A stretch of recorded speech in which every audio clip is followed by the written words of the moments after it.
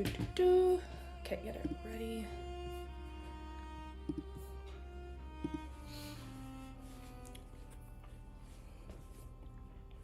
I'm so excited.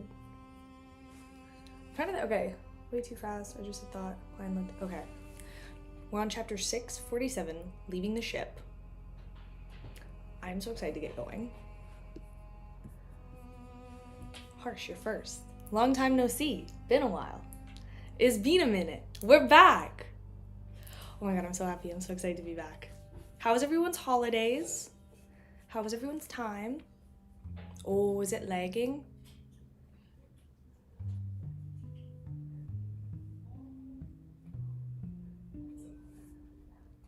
There it goes. Cake's back in.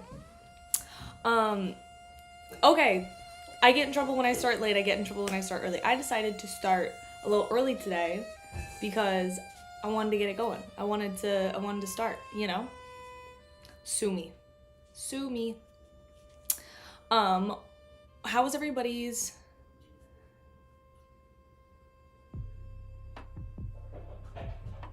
Please don't. I'll do my best, David. I'll do my best not to censor you this time. We'll see what happens. Also, Zen. Do you say hi to him at least? Chapter, hi trans, parent. Stopped at an awkward point in that. Okay, we're gonna start reading. We're gonna get to it. We're gonna see how far we can read. Hi Stan. We're gonna see how far we can get to while reading it.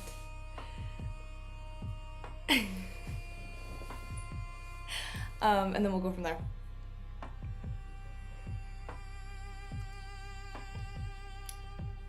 What's ASIP? Why were you? That was my initial question, was why were you there? But then I was like, you know what? I just yapped about heated rivalry in the Discord and sent like a full synopsis, so I can't say much. Chapter 674, leaving the ship. This was way too fast. I just had the thought. Klein looked at the undulating surface of the sea, temporarily unable to gather his thoughts. Amidst his thoughts, he came up with a theory. King of Immortality, Agalito's second mate, Slaughterer...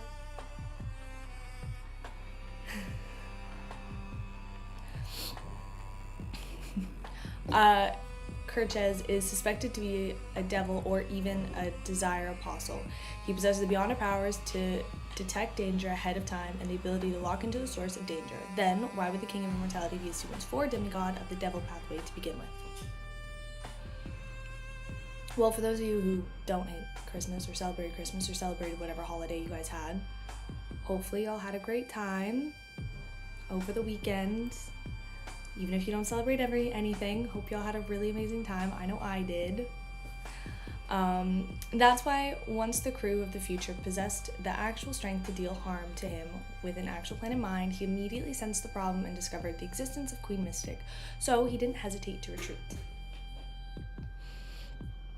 I gambled mine.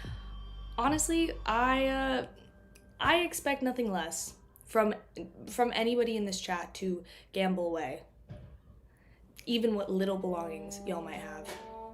Yes, this means Queen Mystic also had the intention of taking action. Otherwise, my thoughts would have only made King of Immortality sneer and retaliate crazily. This beyond our power of the devil pathway is just too useful.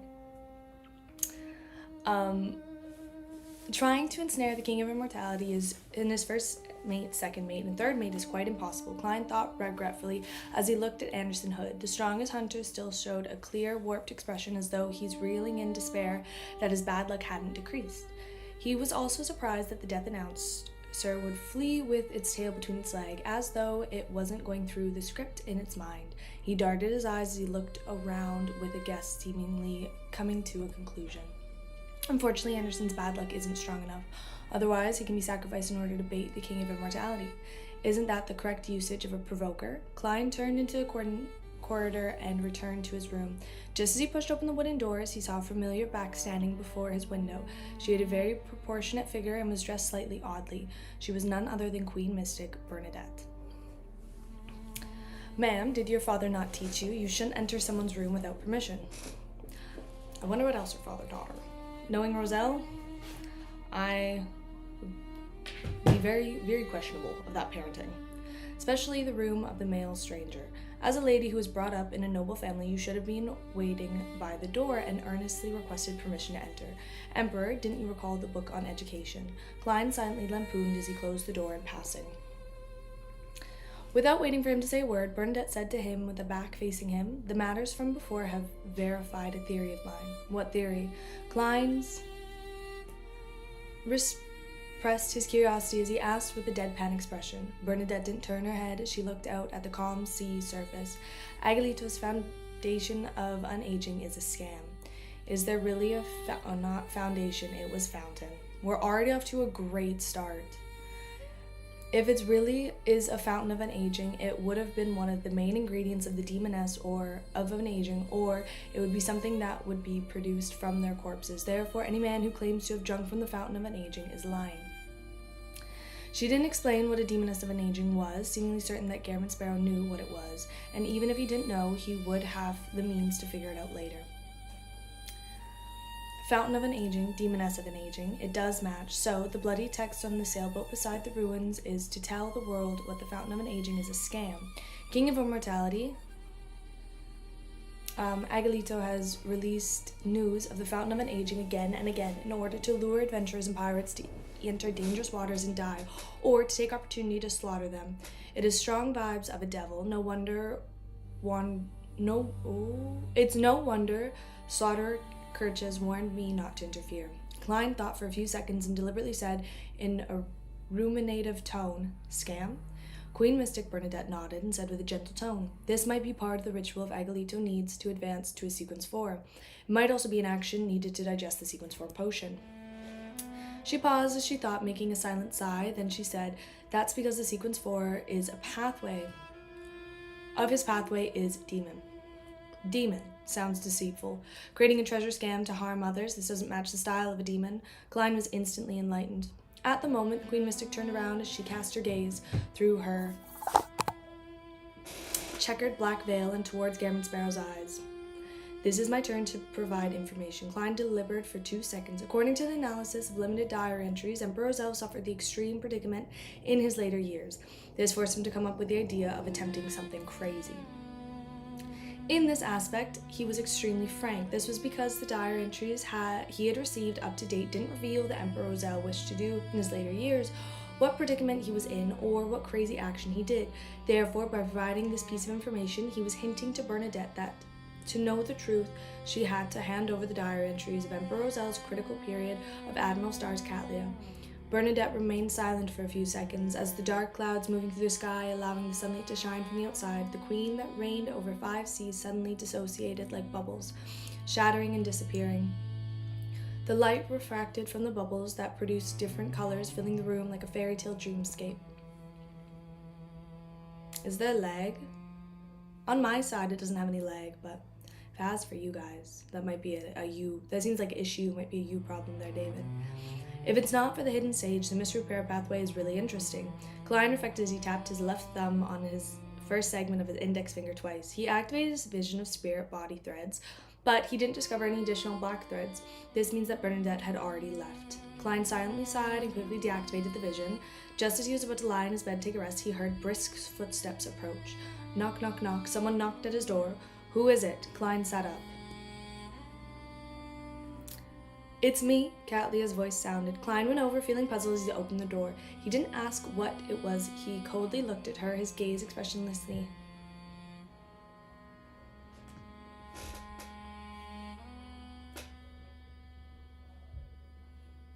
Is it like glitching for everybody? Because on my end, it's fine. But if it's glitching, I can just reload it. That's fine. Is it like really not nice?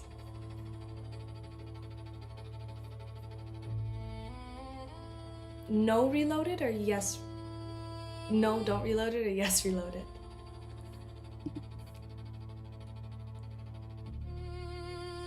Oh, okay. Sounds good. The entrance and exit are different. Klein was surprised as he asked the comforting manner, "Then, is it possible to enter those waters from this place?" "No, we will directly fall into the bottomless ravine of ocean. According to the results of divination, the people who did are dead in the true sense of the word," Catley explained simply. "Is that so?" Klein thought before saying. "To Toscarter Island. The reason why he didn't choose Nass was because they were close to the next tarot gathering. He didn't wish to do something that looked plenty of time on the future. Furthermore, Toscarter Island was the easternmost colony in the Lowen Kingdom. The currency used was pence solly and gold pounds. Klein no longer needed to consider the problem of foreign exchange. All right, Catlia had no views on this. Watching her turn and walk to the captain's cabin, Klein shook his head slightly and sighed inwardly. If you had come earlier, you would have met Queen Mystic. In the evening, the future arrived at the port of Toscarter Island and forcefully docked there. Klein, dressed up like a gentleman, carried his leather suitcase and came to the deck. He then handed over the final payment placed in his pocket to Admiral Star's Catlia. After subtracting the pugilist beyond her characteristics were 700 pounds, it was a total of 113 pounds. As such, Klein's wealth had reduced to 8,436 pounds and 5 gold coins. He's still rich, he still has so much money. Callie received it in silence and opened her mouth as though she wanted to say something but ultimately didn't say a word. "Are you getting off here, or are you going somewhere else?" She turned to look at Anderson Hood, realizing that is Anderson gonna go with Garamond? Are we gonna get another duo here? Realizing Garamond Sparrow was about to leave, that he was on a pirate ship with him hunting several pirates in the past, Anderson immediately smiled. "I'll get off here. You can now make payment." Catlia spared him just because Anderson had borrowed clothes from the pirates. "All right." Anderson didn't hide his heart-aching expression and reached out and pulled off an ordinary button.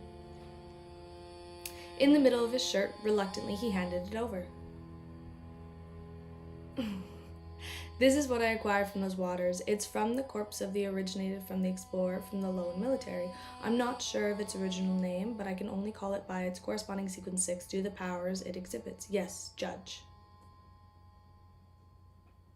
Its negative effects aren't especially strong. It makes its wear easily offend people or monsters. Perhaps one might end up being targeted by a demigod. This isn't something you can call not especially strong. If there were Admiral Stars, I would have chosen the sword of yours." Klein lampooned as he watched Catley receive Anderson's payment for the boat ride. He didn't bother with the affairs as he lifted his suitcase and left the future arriving at the pier of the Toscarter Island. Bang! Anderson Hood leaped off the deck and landed beside him. "Let's get some drinks to celebrate our departure from those cursed waters." The hunter invited him with excitement and relaxed manner. Klein swept his glance at him, refusing his offer with his eyes. All he wanted to do was put a distance between him and this fellow who had bad luck and provocative halo. "All right." Anderson looked to his side, cleared his throat, and said, "Can you lend me money? As I know everything that I had sunken in those waters." Having said that, he laughed. "Don't worry, I'll return what I owe tomorrow morning. There are plenty of pirates in Toscarter bars and brothels. I plan on getting them to sponsor me a little. Extort those without boundaries while casting out those with boundaries." Klein hissed inwardly and handed him a 5 solid note. "That little?" Anderson said with a mouth agape. "It's enough for your drinks, meals, and hotel," Klein replied calmly. "Besides, this is £1 in cash." £1. Anderson rubbed his eyes and said with a hopeless smile, "All right, it's £1. I'll return £1 to you tomorrow morning." Chapter 675. Building Ties.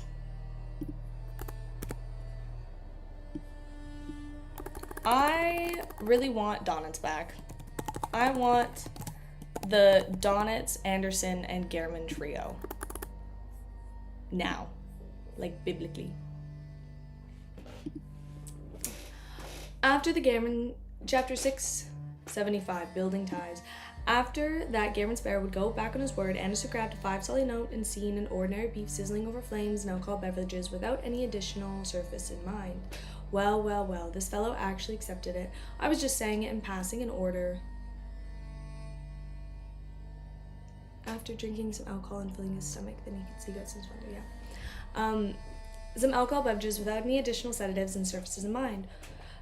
This fellow actually accepted it. I was just saying it in passing in order to accentuate my persona, as well as to let him understand that this isn't so easy to borrow money from me as to prevent him from hunting pirates and returning to the fog sea after borrowing a huge sum of money.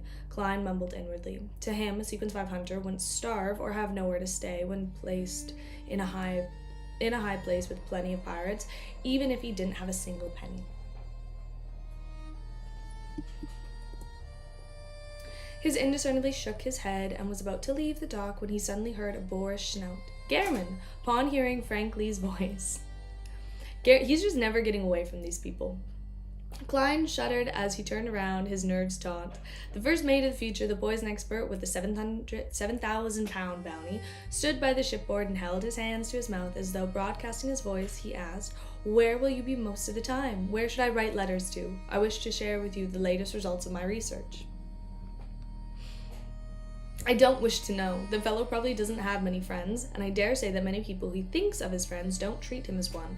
Yes, Admiral of Stars is still inclined towards Queen Mystic, and she lacks belonging to the Tarot Club to openly develop a snitch at her side. No, a source of intelligence. It must be a shock and awe tactic towards her, and it's kind of Gairman Sparrow level punishment imposed on her. With this as a bedrock, it would be reasonable and natural for Mr. Fool to punish her. Klein's thoughts raced as he took out a notepad and fountain pen used for divination from his pocket. He scribbled down the summoning rituals needed to summon the messenger, and he didn't forget to include the additional requirements of a gold coin. With a whoosh, Klein flicked his wrist, sending the note flying to Frank Lee like a dart, landing accurately in his hand. Excellent. Frank Lee glanced at the information on his piece of paper. He waved his hand in delight. Klein didn't delay any further as he picked the leather suitcase, left the dock, and began searching for a hotel. During this process, he was originally very adamant about objecting to Anderson's request to stay in the same hotel, but on second thought, he agreed to it. He was afraid the fellow who was plagued with bad luck would get into trouble again, bringing about a disaster to the innocent guests in attendance. Therefore, he decided to monitor him up close and decisively handle the problem if required. After checking in, Anderson went into his room with his key. Because here's the thing. So this is now the second person that Klein or Gairman wants to monitor. Anderson and Donitz both have a very similar look. You know, that's all I'm gonna say. Bang, he sat down in the reclining chair as though a heavy burden was released. After leaving those dangerous waters, he finally felt like he was human again. He didn't need to worry about steadily dying. After he laid there silently for a while, Anderson had slowly got up. He took out the flask he had, an outer lining made of iron, flipped over the glass cup, and poured himself some hot water. I am behaving. I'm making an astute observation about the fact that this is now, one time, sure, 2 times with someone that, both look similar, raises some questions. He believed that he should recollect himself and begin visiting the bars. After drinking some alcohol and filling his stomach, he could seek out some sponsors. After the hot water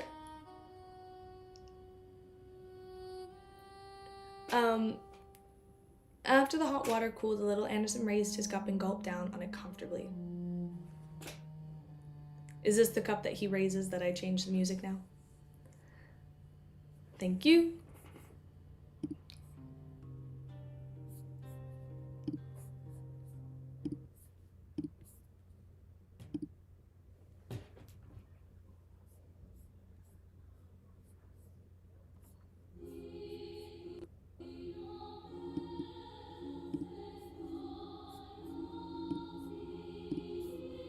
I'm changing the music.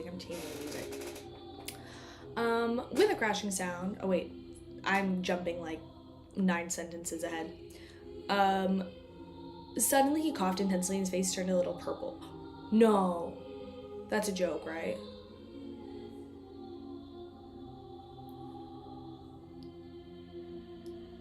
Cammy, are you fucking with me again?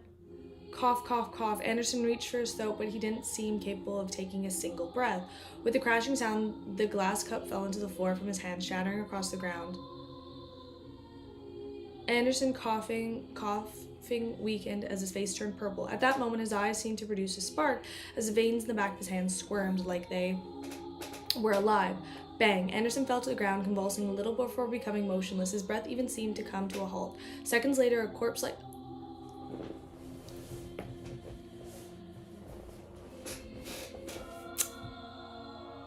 I came back for this? I came back for this? I was excited for this? Anderson fell to the ground, convulsing a little before becoming motionless. His breath even seemed to come to a halt. Seconds later, a corpse like Anderson suddenly got up and rubbed his face in fear. Oh, okay. I should have read maybe like one more sentence after. Rubbed his face in fear. Damn it, I almost choked to death from drinking water. If that really happened, then I might be hunted with the most...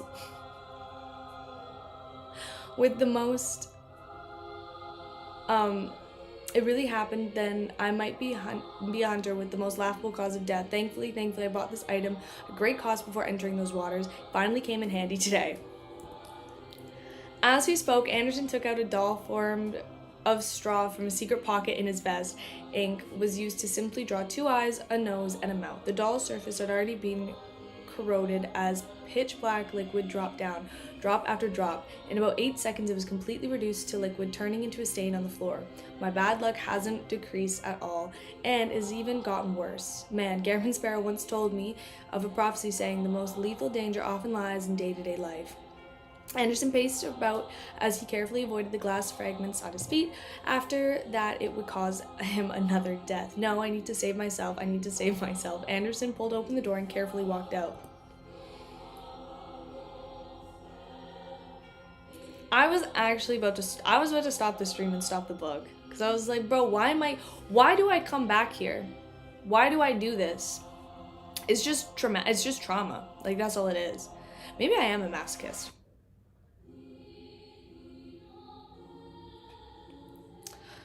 He came straight to Klein's room, reached out his finger, and rapped on the door. Soon the wooden door, which was neither too solid or hard, opened without a sound. Garamond Sparrow... Interesting choice of wording. Garamond Sparrow, who had only taken off his coat, appeared before Anderson. Anderson forced a smile and said, "Surprise!" Bang! The door closed right in front of him. He was first summoned before he muttered to himself with a stiff expression, "I should change the way I talk." He knocked on Klein's door again. I do. I really, really do. The door quickly opened as a revolver pointed at him. You know what? This is why I come back. I come back because of Garamond Sparrow. And his ability to just, he gets the people going. I just wanted to ask if you know any Beyonders who can improve my luck. Anderson raised his hands midway, wildly hinting for Garamond Sparrow to provide him with the details of a powerhouse that informed him of the prophecy. Too late, I have no idea where Queen Mystic is. She didn't leave me any way to contact her, but since my messenger's summoning ritual is known to Frank Lee, it also means Admiral Starr knows it, and that means Bernadette knows of it. After returning to Backland, I can seek out Miss Sharon's help. Queen Mystic is in her circles, even though the frequency of her appearance isn't high. Klein gave Anderson Hood a look of pity. Yeah, can I change the music back now to good old regular music? Thank you. Trying to make my life hell. He was fond of the strongest hunter. Oh, he wasn't fond of the strongest hunter. I thought he was. Wishful thinking, often mocking him inwardly and expressing all kinds of nefarious thoughts towards him. After all, Anderson was partially responsible for him losing his cufflink. However, it was only limited to his thoughts. He had no intention of actually putting it into practice. If Anderson truly sought his help, he simply wouldn't reject him. Klein thought for a moment for saying, "I can help you ask and I'll give you an answer tomorrow morning, but I suspect you don't have the means to pay me. I'll go make my rounds at the bar later. Furthermore, I have plenty of stashes in the Fog Sea." Anderson replied without hesitation. Klein nodded as he closed the door. He said, "Meet you tomorrow morning. I hope you can survive until then."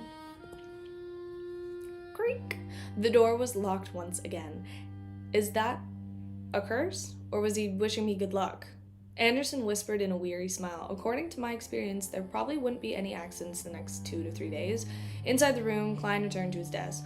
On it was a letter that had already been that had the introduction written as well as the unfolded paper crane.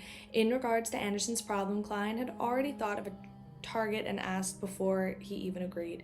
There was no doubt that the resolve that means of the snake of fate, questioning another snake of fate, was the best.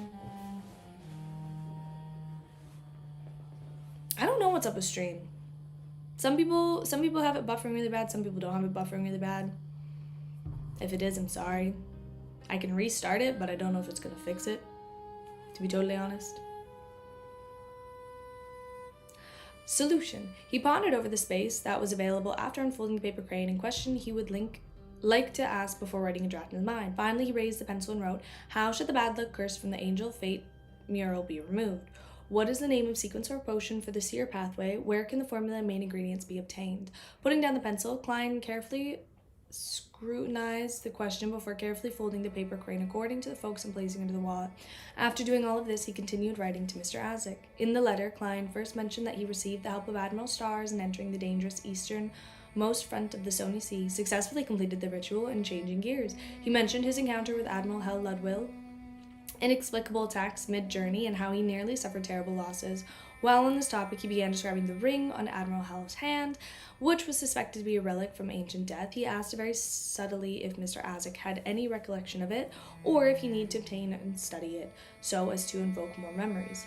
After meeting this, Klein mentioned that in the casual manner about the artificial death project by the Numinous Episcopate, as well as asking this big shot if it was feasible or if there were any records that recorded the actual details.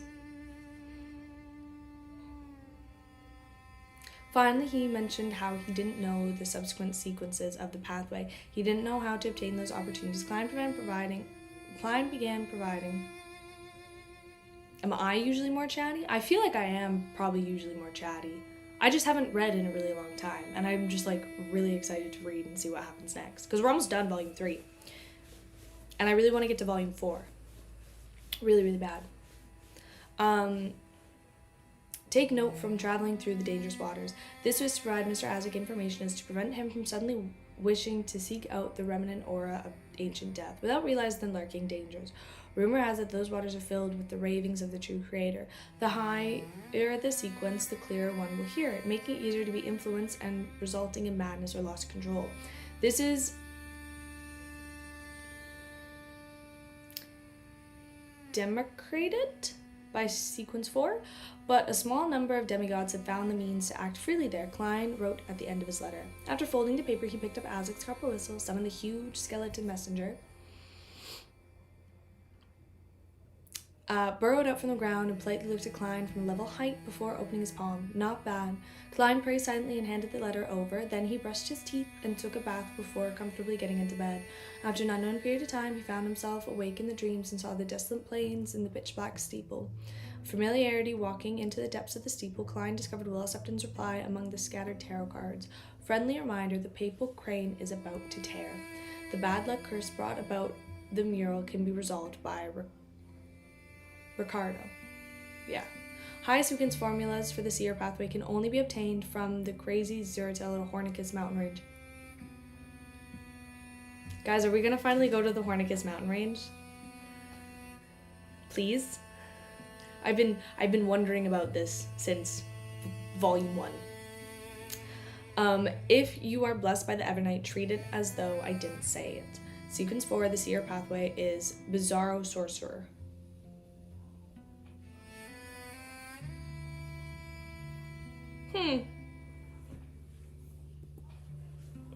Chapter 766. Trying to think of what you would get from that.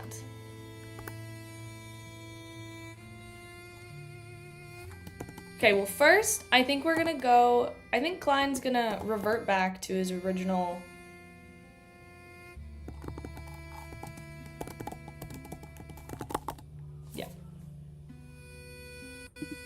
I think Klein's gonna go back to the Church of the Evernight Goddess.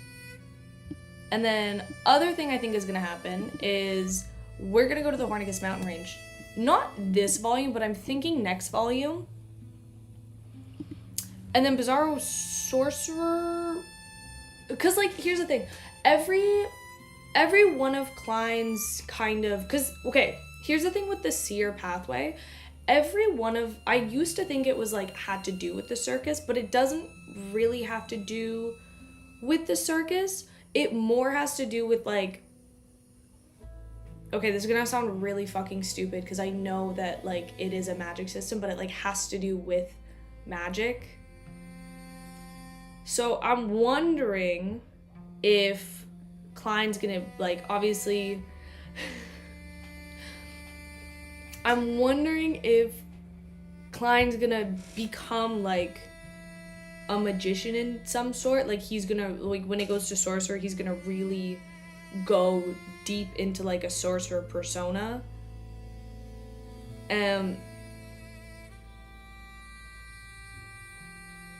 Stop, no, okay. You know what I mean. You know what I mean.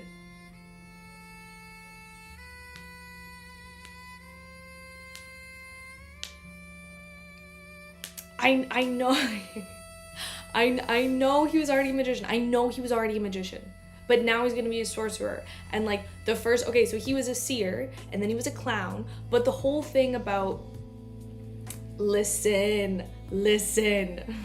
So the whole thing about being a seer was to understand kind of the spirit and like the mind. And then when it was like clown, it was to like understand your own spirit and your own mind. And then he went on to magician, which was kind of like the outward magic that he was using. And then he was faceless, which was like changing it. It's, I don't know, it's all like, it's all going, I'm gonna figure out how to say this smartly because I can't think of it right now, but I understand how his sequence kind of unfolds, you know?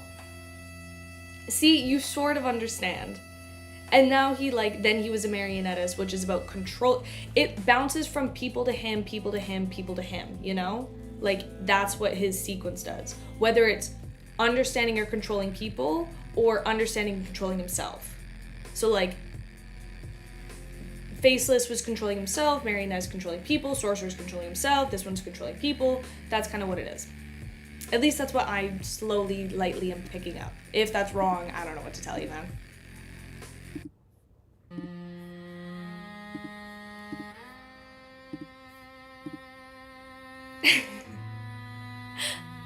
Anyway,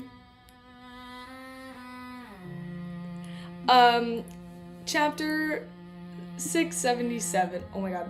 676. I don't know why I got so mad at myself. Bizarro Sorcerer. Klein suddenly woke up from his dream as he opened his eyes to see the dark night. It's not noon yet. It's still very dangerous, he mumbled before returning back to sleep. At this moment, he finally recalled that he had already left those dangerous waters. He would vanish or go missing if he wasn't sleeping at the end of the night. It's this kind of stable environment that's good. I have to say, this mysterious vanishing due to the sleeping after dark is something that can be used in this to scare kids, making them not dare to sleep late. I was often scared by such stories when I was young. Klein sat up, walked to the desk, and poured himself a cup of water. After a moment of silence, he gulped down the mouthful of water and gradually recovered his ability to think. Zeratil really went mad. What exactly did he encounter, or what happened to him? Bizarro Sorcerer Sequence 4 is called Bizarro Sorcerer. The Seer Pathway's main focus is on being tricky, crafty, pranky, and paranormal, or should it directly be summarized as being bizarre? Yes, clown, magician, faceless, marionettist, you give me such a feeling. Seer appears to be the exception, but in the eyes of others, the style of a charlatan might appear rather strange and terrifying at times. That's why Zeratil said the fate isn't the main domain of his pathway. Also, it's clear that beyonders of this pathway are more inclined to being spellcasters. According to Willow Septon's explanation, there are 3 methods to obtaining the potion formula. Was that confusing? is this going to be an actual music change where something actually happens, or are we just trying to make me feel awful? Because at this point, I don't know who to trust. I feel like Klein right now. I have nobody to trust. I'm all on my own. 1. Seek out the sorcerer secret order and find the mad Zeratil. 2. Head to the main peak of the Hornicus mountain range and find the treasure left behind the Antigonus family. 3. Obtain it from the church. For example, that Antigonus family notebook might contain the corresponding formula. But each one of those 3 options more dangerous than the other. According to Emperor Zell's description, Zeratil was a Sequence 2 miracle invoker and a long time ago a true angel. Later, he even advanced to Sequence 1. He's equal or slightly weaker than a king of angel. The crazy him might have gone mad, but it's likely that he will be more difficult to deal with. At the very least, there's no possibility of me convincing or tricking him, even in terms of pure strength. I wouldn't be Zeratil's match even if I employed Mr. Azek's help.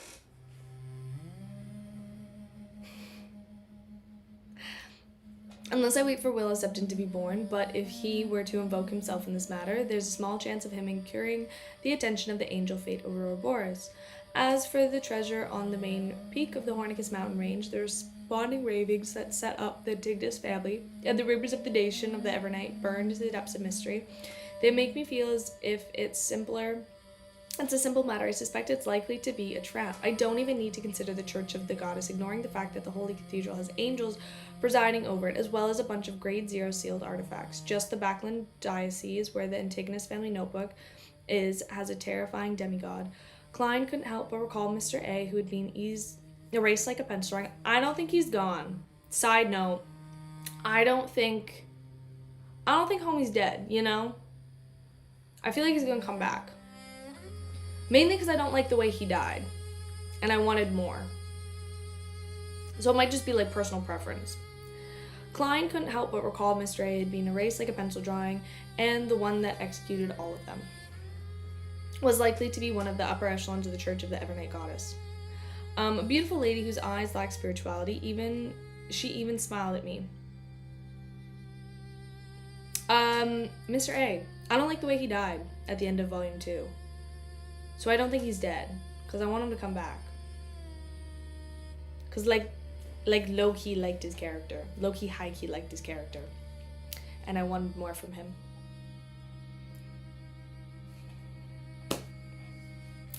I have no idea what it means. Klein shook his head in resignation, believing that he only had one course of action. Not really, though. He didn't really get his ass beat. He just, like... he was just gone, you know? Like, I wanted... I wanted more. It was to find a demigod from the secret order who was still considered normal. Yeah, like, there wasn't any sauce to it, you know? Compared to the Mad Zeratil, I can't communicate with them, at least, or even deal with them. Just Klein alone was impossible, but he could seek Mr. Azek's help or Queen Mystic Bernadette's help for a certain price. I could only consider this for now. Klein rapidly turned his thoughts back on how to help Anderson Hood rid of the bad luck curse. It's been more than 2 months. I wonder if Fate Counselor Ricardo has left Orvie Island. He hasn't summoned my messenger all this time to inform me of the clues to the mystical item I seek. However, it's not a big problem. Bellman Carnot definitely hasn't left his post. I can contact Counselor Ricardo through him. That's good too. The Life School of Thought hasn't completed the request up to now, meaning that they haven't made their final payment. They can pay me off by changing Anderson's luck for the better. Then I can receive my payment from Anderson. When it comes to mystical items or sealed artifacts which possesses immense offensive powers, isn't Anderson's sword one? According to the traits showcased by Reaper, I can ignore the item formed after he dies. Not some greedy demon either. I'll definitely pay additional fees to tide him over.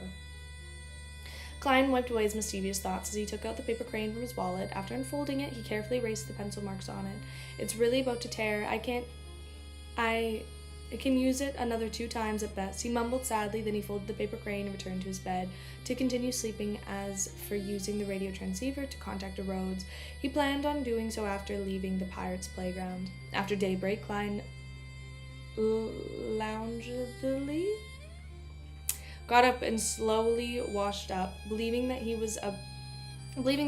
this was how life should be. Thump, thump, thump. The knocking on the door interrupted the state of wistfulness. Without his acumen for danger, his spiritual intuition told him that it was Anderson Hood. as expected of the strongest hunter. Hughes successfully survived up until now. Klein tisks and controlled his expressions before opening the door.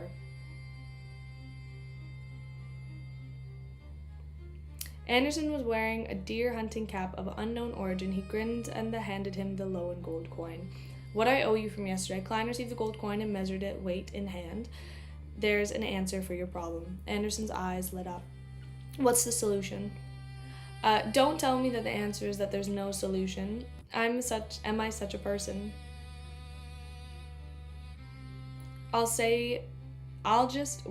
Stop. The words are getting mixed up. I'll just say that it's hopeless, so just wait for your death. Goodbye, Klein lampooned as he swept Anderson with an indifferent gaze. A demigod that's good at changing one's luck stays in Orvie Island. He owes me a favor. Excellent. Anderson didn't hide his joy. So what sort of payment must I pay? Very sensible of you. Klein deliberately fell silent for 2 seconds before saying, I need a mystical item with powerful offensive abilities. Do you have any clues? If the value exceeds that of the luck enhancement ritual, I will pay the difference. Anderson frowned bit by bit before casting ease them. He said with a smile, I have a mystical item that matches your request. It has a beyonder power that can deal lethal damage. The negative effects aren't bad either. It eats sleep and some bad luck, easily attracting monsters and enemies. Occasionally be talkative and be the little off-putting. It's a joke. To be frank, my death brachydont is a mystical item you need, but it's the only weapon I have left. I don't have one relevant clue. It's rather special revolver. The bullets it shoot have the side effect of weakness, attack, lethal attack, and slaughter effect.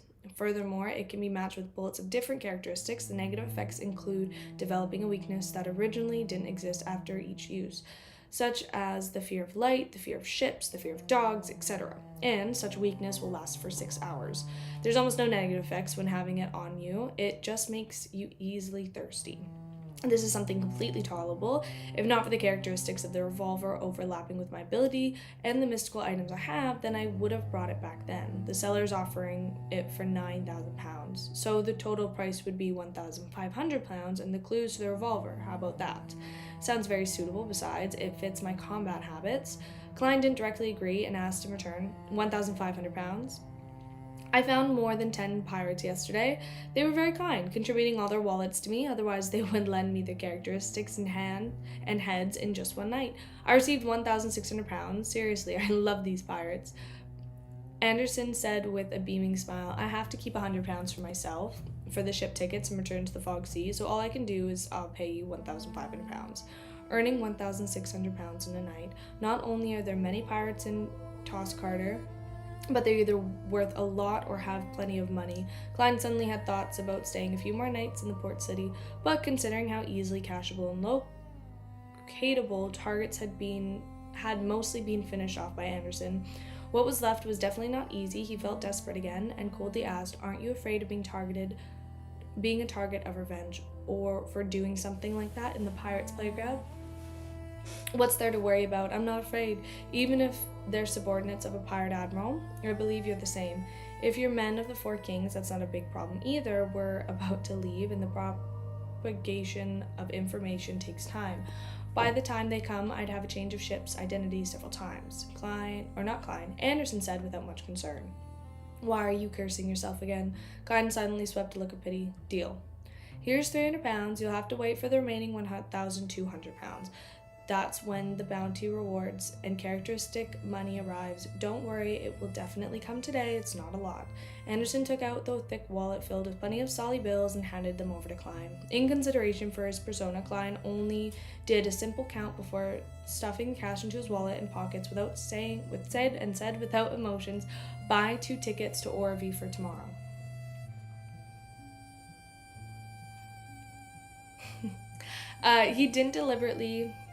Once they arrived downstairs, he didn't deliberately exhort Anderson to buy them with different identity, as he believed that the hunter across him was mature and experienced. If he's lacking experience and strength with the way he does things, he would have long been buried in sea. Klein couldn't help but lampoon inwardly. Klein, back at it with the lampooning.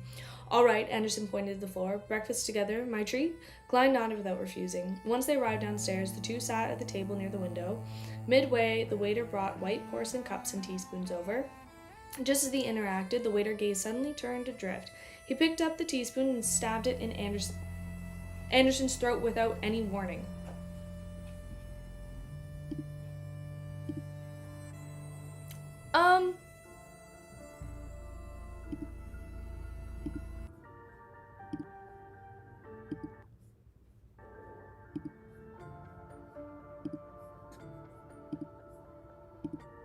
Okay.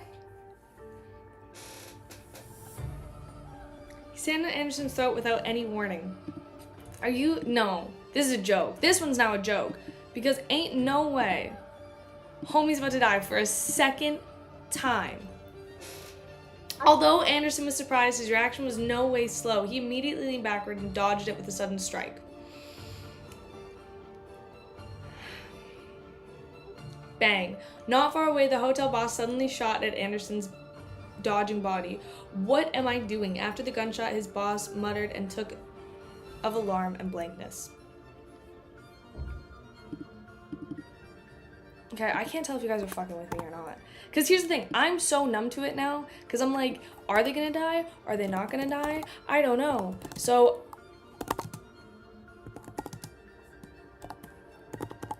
I just don't believe when anything's gonna happen. Amidst the gunshot, Anderson's body suddenly collapsed to the floor, using an amusing manner to dodge the bullets. As for Klein, who didn't fully understand the situation, he jumped to the side and activated spear vision while pulling out his revolver. At that instant, his first reaction was that Anderson had gone overboard in his hunting last night.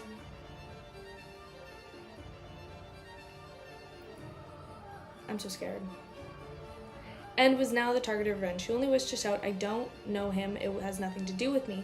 At the table beside Anderson Hood,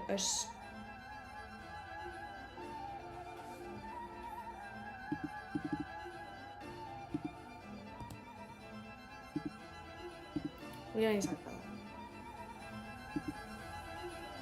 We don't need to talk about that. Anyway, at an instant, his first reaction was that Anderson had gone overboard, is hunting last night, and was now the target of revenge. He only wished to shout, I don't know him, it has nothing to do with me. At the table beside Anderson Hood, a stout man dressed in a shirt with rolled up sleeves threw a fork and knife and suddenly drew an already loaded double-barreled hunting rifle, aimed at the ground, and pulled the trigger after a commanding height. The series of actions were nearly simultaneous with hotel's boss, but they were simply one step slower due to the many steps involved. The scatter shot sprayed out countless tiny shrapnel, riddling the ground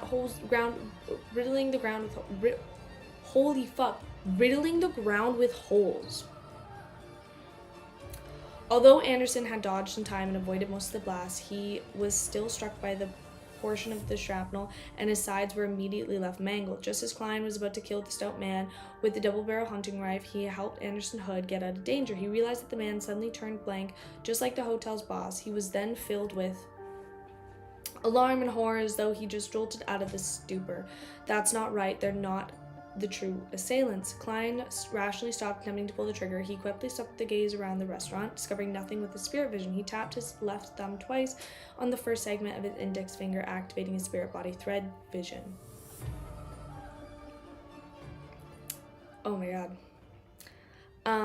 At this moment, all the ladies and gentlemen in the restaurant had stood up in a fluster due to the sudden shout. All of them were rushed for the exit. When passing by the trembling Anderson, an elegant lady dressed with a pretty good look suddenly paused. She realized the dark-colored glass bottle she held in her hand had poured to the strongest hunter.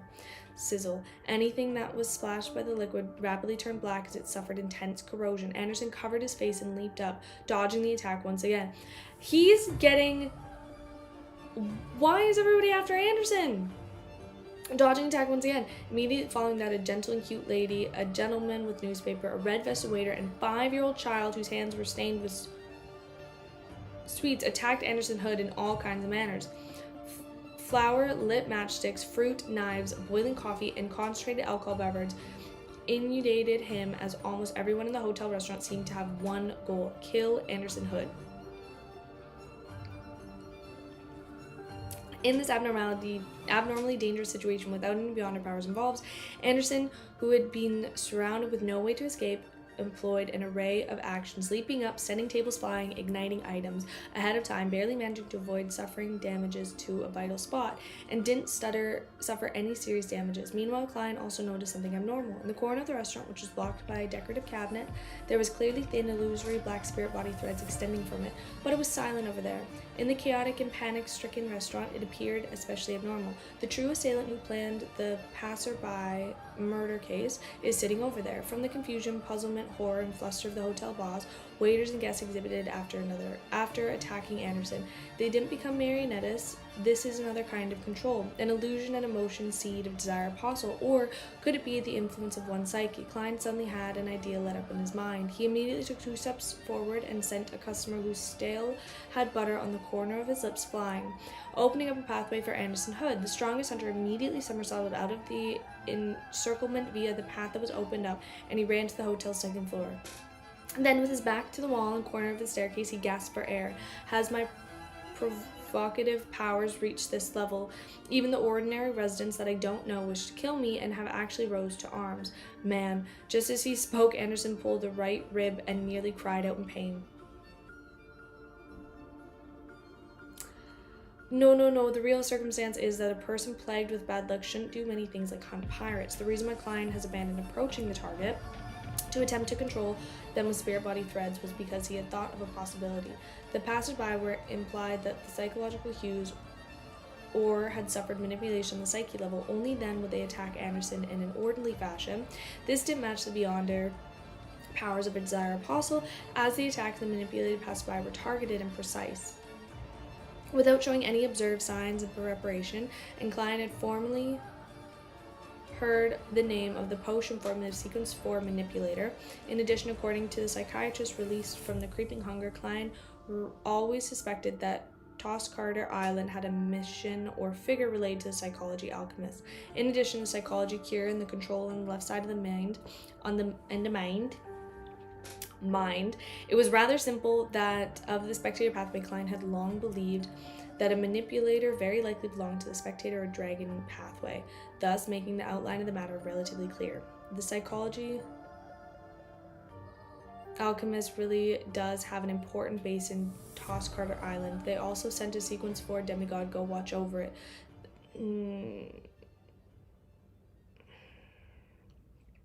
The demigod influencers certainly pirates that make them knowingly do this bidding, but these pirates had unfortunately ended up on Anderson Hood sponsors last night, hence their true investor came knocking.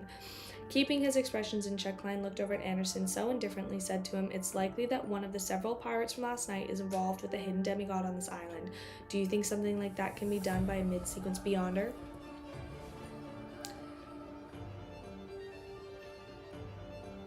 I can't. Sorry, I was like really trying to lock in, and then I just look down and just see Bullseye say, "Guys, I've been getting really into aggressive hope core." Love that for you. I feel like I need some aggressive hope core after this fucking chapter.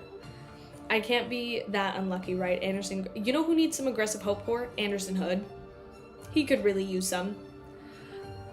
Indeed, those people were controlled and are innocent. Thankfully, I didn't attack back, or I would become a main suspect of a shocking murder case and be giving a bounty. When that happens, I'll be in trouble and could only become a pirate. The corners of Klein's mouth twitched slightly. If the ones being controlled had been pirates with beyonder powers, or mandated punishment, or priests of the Church of Storms, how would it develop? Oh, I would already be dead. Anderson threw up his hands and said in realization, "You mean he doesn't want me dead, or he only wants to give me a warning?" Yeah. Lord of Mysteries is where hope and happiness go to die. And that's just what it is. But you get peak in exchange. So, fair trade-off. Klein noted in a serious manner and said, "So you still have a chance?" "Yes, to apologize. Go see what the demigod is up to." "Apologize?" Anderson's face wrinkled immediately, placed in a different position as he said with great difficulty, "I have quite a reputation in the Fog Sea." Klein didn't say a thing. He stood up and He stood up, patted his coat, and prepared to walk off. At this moment, Anderson lunged forward and rushed to the entrance of his staircase ahead of Klein. He yelled, "I'm sorry, it was my fault. We can talk about anything."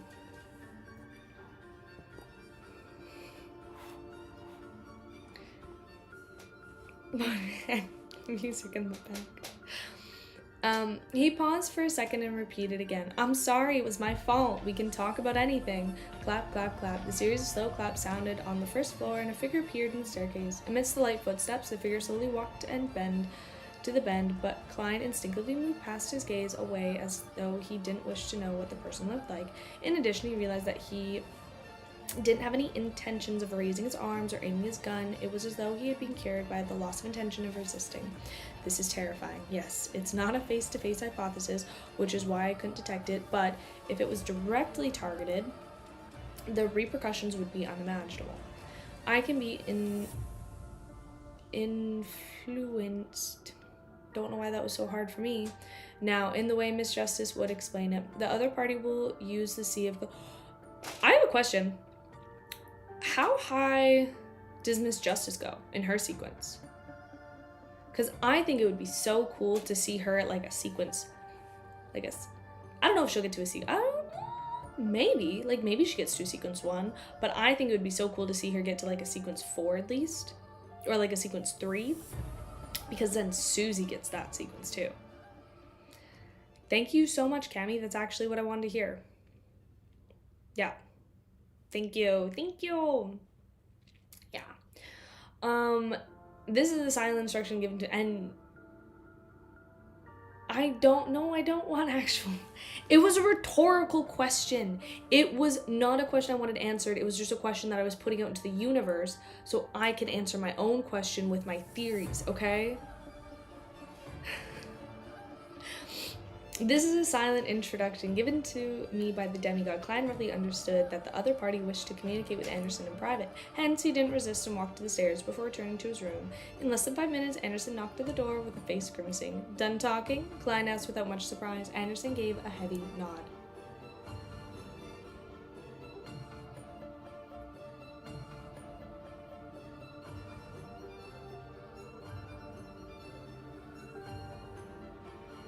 I am wondering about that quote. So you know that quote where it's like everyone will die including me?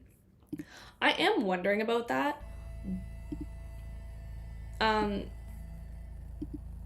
Because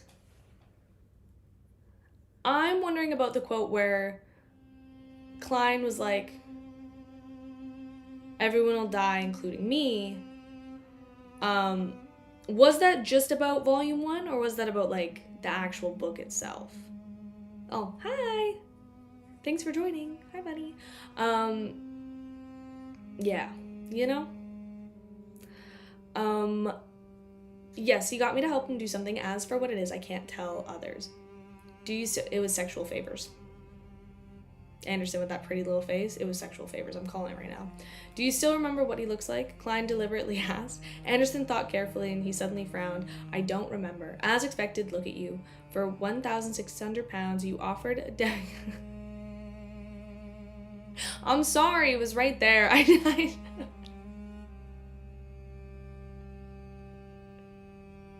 I'm sorry. I've been so good this stream. I haven't done anything. It was just 1. It was right there. I took the joke. Klein suddenly sighed and said, "Can we leave tomorrow?" "Yes, there's no rush for the matter." I just realized that too. So sorry. Stream's not normally like that. I'm not normally like that. Welcome. It's not. As expected, look at you for... Yes, there's no rush for the matter. Let's resolve the problem with the bad luck first. Anderson didn't hesitate to answer. Klein didn't speak further as he pointed to the floor. Still having breakfast, Anderson was first taken aback before revealing a smile. Of course, no type of frustration can influence eating and sleeping. It's not usually worse. And let's start here. Today's stream has not been clippable at all. I've been just going through reading. There's been nothing bad being said. Maybe that last comment was a little out of pocket, but you know, you should expect nothing less. You should actually expect more. Yeah, you know what? Fuck you guys. I own it. Anyway, no type of frustration can influence eating or sleeping. The two went down the first floor and discovered that the waiter was silently clearing the shattered items. I didn't make any. Shut the fuck up, David. Shh. What'd you guys put in the Discord? Do I want to see? I don't know if I do. The two went down the first floor and discovered that the waiter was silently clearing up the shattered items. The boss and the customers had all forgotten what had happened. After breakfast, Anderson continued going out, busy obtaining his bounty rewards beyond her characteristics. Money. He also did some preparations.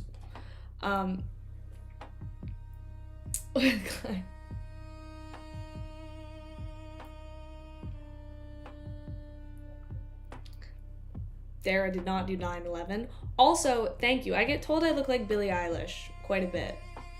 I'll take it. She's gorgeous. I feel like I'm like a oh, I guess you guys wouldn't have no name here. Like a Walmart Billie Eilish, you know? Like a no-name brand Billie Eilish. But I'll take it. I'm gonna permanently ban him. Cammy, let me have someone. Cammy, let me have someone be nice to me. I can't only be slandered in chat. I mean, Timu Billy.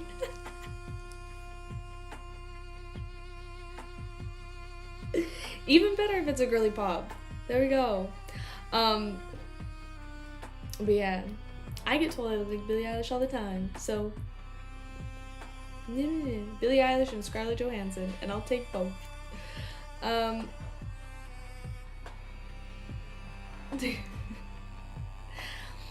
Sitting in the chair belonging to the fool, Klein began. Oh, we're doing a tarot club.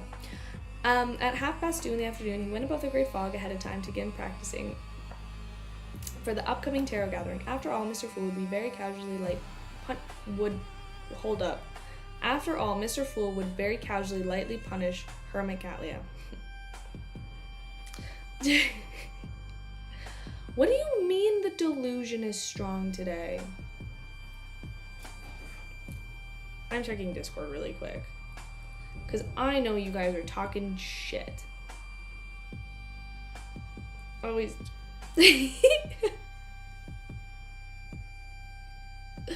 No. Okay, I'm gonna be super honest, you guys. Sometimes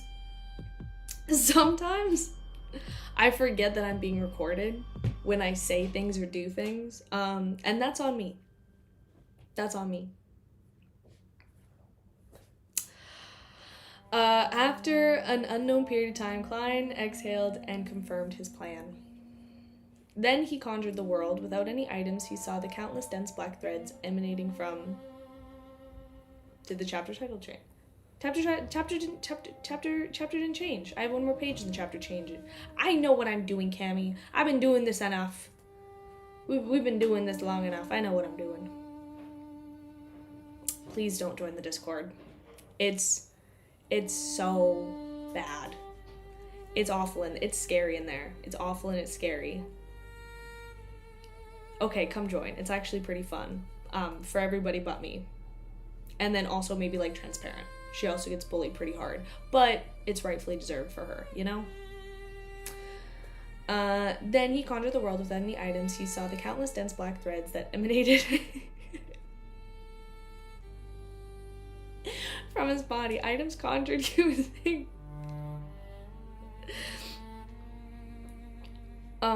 Sometimes it gets scary in there. I feel like you have to... I feel like, here's the thing with the Discord. There has to be like a description. You know at the beginning of like dark romance books, you know, how you read those, and there's just like a trigger warning page where it's just like, hey, this may contain such and such. I feel like the Discord needs that, where it's like, hey, this contains certain agendas that are not true, but very prevalent in the Discord. Voice chats are peak. Never stay too close to them. You know what, Bunny? join the Discord. Absolutely. After that comment, join the Discord. I feel like you'll like it in there. If you like heated rivalry, you'll love it. Sorry, I said I was gonna stop talking about heated rivalry.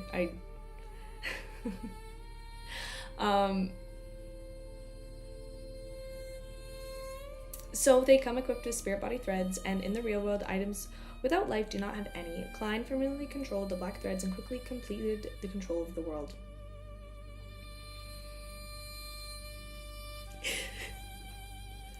Okay, I need to lock in on Lord of the Mysteries, and I can't start talking about heated rivalry because then I'm never gonna shut up. But it is amazing. For those of you who haven't.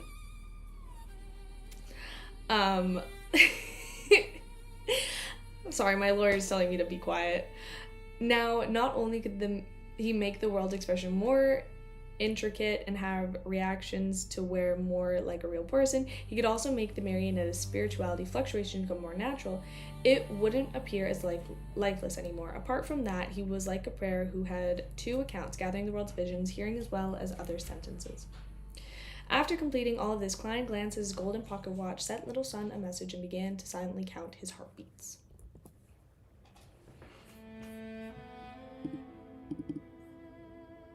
I wouldn't be disappointed. I wouldn't be disappointed. I wouldn't be disappointed.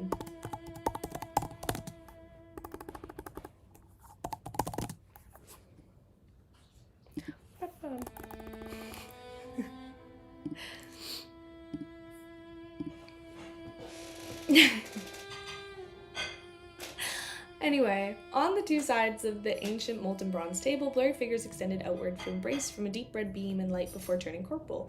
The surrounding remnants as silent, empty as they always, as no living creature had ever stepped foot in there for millions of years. Good afternoon, Mr. Fool. Audrey's brisk and cheerful voice soon resonated through the resplendent palace held up by stone columns. David, why do you keep getting censored? What do you keep saying? Because I'm not censoring you. I think it's just, the rights of all mankind are like, this guy shouldn't have a voice. This guy should be silent. Rip out his tongue. Took it too far. Sorry. The surroundings remained as silent and empty as always, as though no living creatures had ever set foot in there for millions of years. Good afternoon, Mr. Fool. Audrey.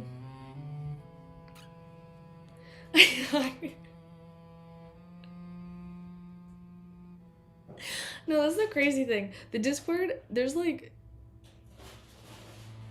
make the no tongue, no defense. That's why I said I took it too far. I need you to be able to speak on my behalf. Damn, Bullseye heard make woman a minority, and he finally said something in the chat after like 30-40 minutes. Shocker to no one. Absolute shock to no one. Klein nodded his head and smiled, watching as the other members expressed their greetings under Miss Justice's lead. Here, there was no doubt that the hermit Catley appeared rather reticent.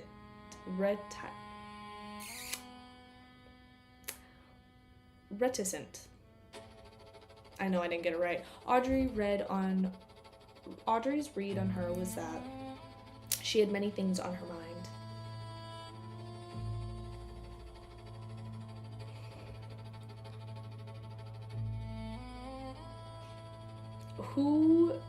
Who just mentioned Six Head? Because I'm wearing a hat. I don't know if you guys have noticed, but I've been wearing a hat lately. Wonder why.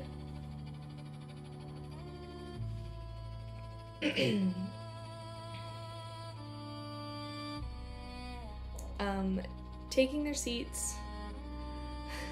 The fool. No, don't play chess. The fool swept Miss Justice a glance, making the psychiatrist instant.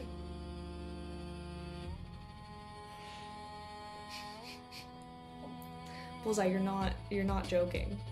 And that's okay. We expect nothing less from you. Raise it slightly and speak out. Following that, he looked at Catley and chuckled indifferently. Tell Bernadette that she can use certain items in exchange for some answers. Bernadette, after hearing this familiar name, which was neither Queen Mystic, the owner of Dawn, nor the leader of the Element Dawn. Element Dawn. Callie realized that Mr. Fool already knew everything. Her cheap tricks were laid bare in front of him. This made her heart sink as she couldn't help but feel an intense sense of fear. She was temporarily lost. She was temporarily at a loss.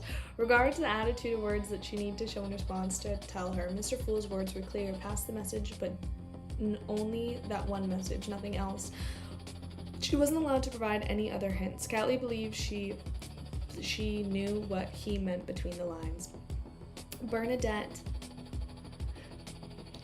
do you like to play chess? No, buddy, don't ask. Don't ask if we like to play chess. Please don't. What is the answer she wished to exchange for? The relationship doesn't have with Ma'am Hermit. Ma'am Hermit has privately made a request, and Mr. Fool is a yes. Yeah.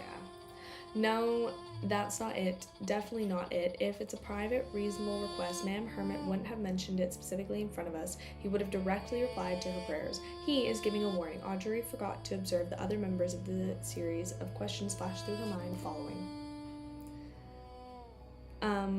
That with her acumen for spectator pathway, she gasped Mr. Fool's true intention. Following that, she had a particular theory. Ma'am Hermit had privately hinted about the true creator to this Ma'am Bernadette because she hopes to acquire some answers. Mr. Fool is very displeased regarding this matter, so he pointed it out directly and gave this first time offering a warning. Seriously, why would you divulge matters of the gathering to others? I haven't even told Susie. This will bring danger to everyone. Thankfully, Mr. Fool is around.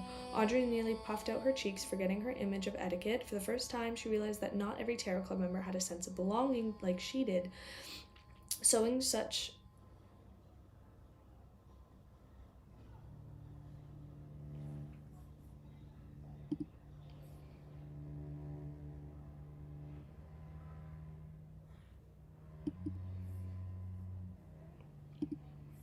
I saw chat get a little. I said that?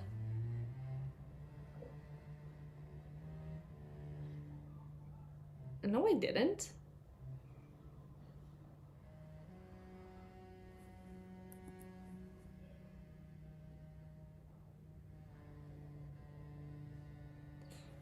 Hold up. No, I didn't.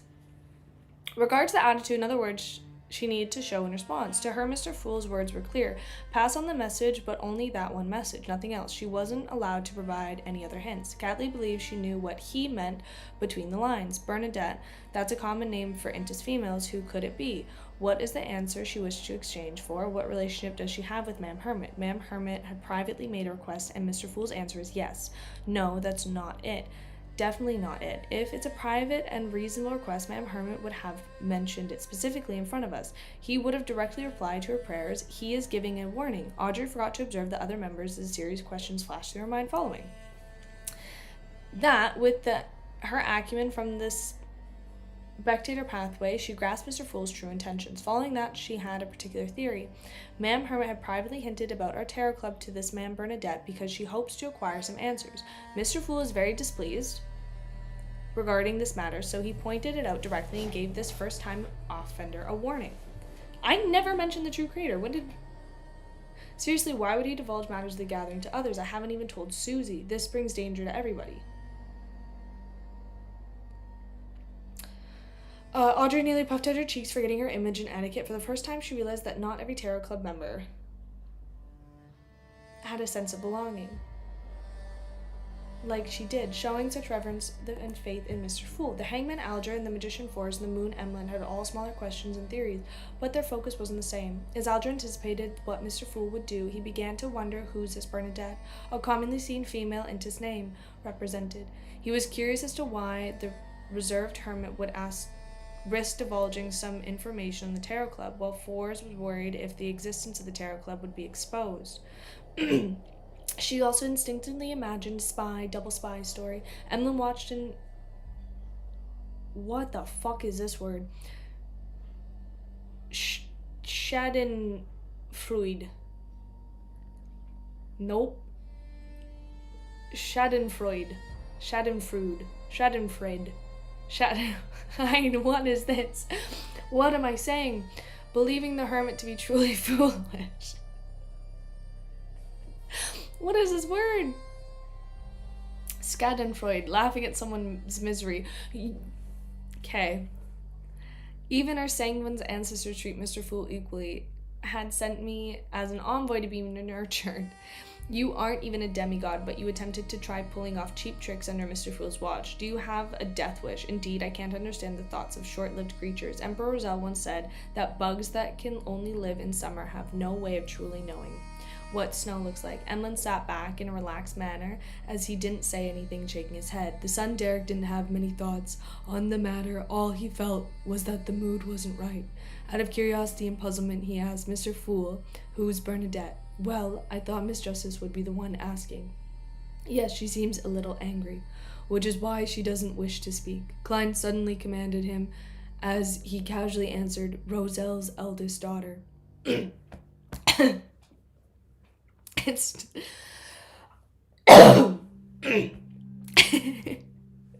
I had laryngitis. I had laryngitis when I was little a lot.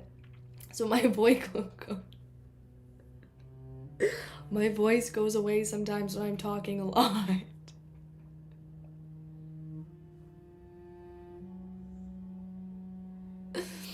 I can't win.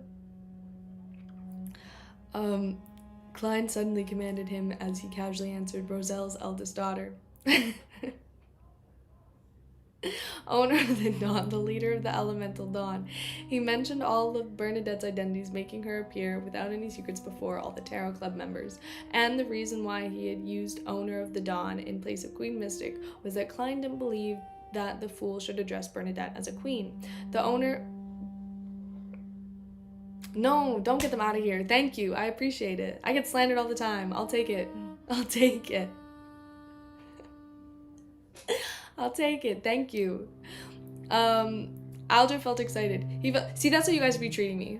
That's how you guys should be treating me. I should be getting that instead.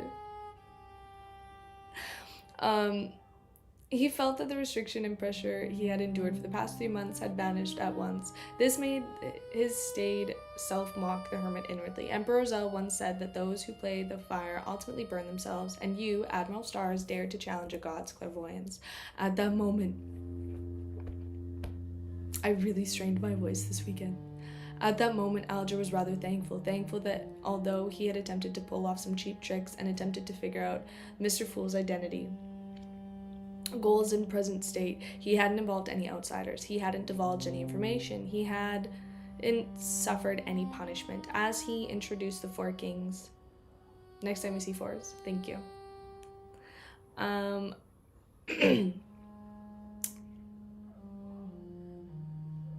Where was I? He hadn't involved any outsiders. He hadn't divulged any information, so he hadn't suffered any punishment.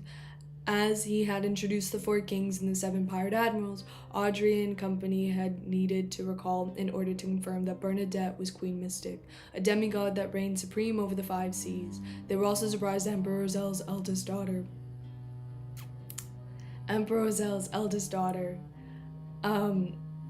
Would still be alive and had become an important figure that was known throughout the world. The answer that Queen Mystic wished to obtain are hidden inside Roselle's diary. Combining everything that had happened and the words that were said, Audrey vaguely guessed Bernadette's goal, believing that the Emperor's daughter wished to figure out the truth behind her father's assassination.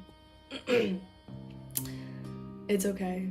It'll be fine. It's just gonna start cutting out. I was talking a lot this weekend and screaming and yelling and doing stuff, and I haven't had much sleep, and when I do that, they just flare up.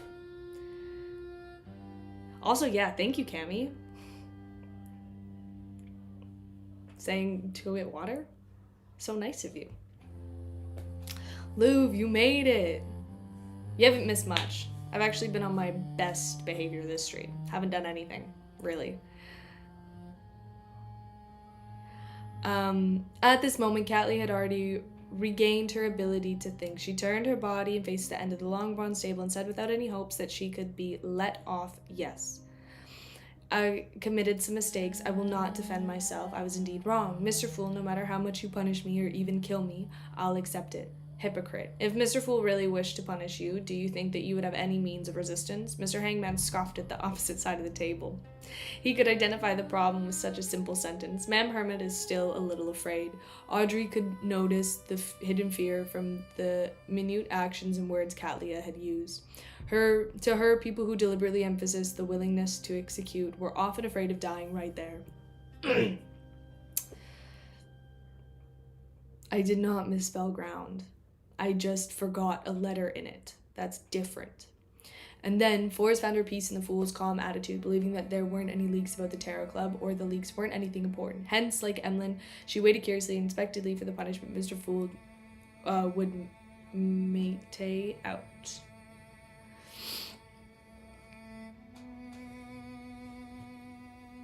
Okay, I'm going. What music? Do you want me to go back to the music that I had?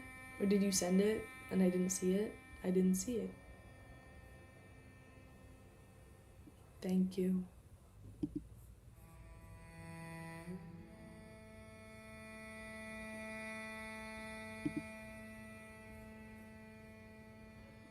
I'm getting it.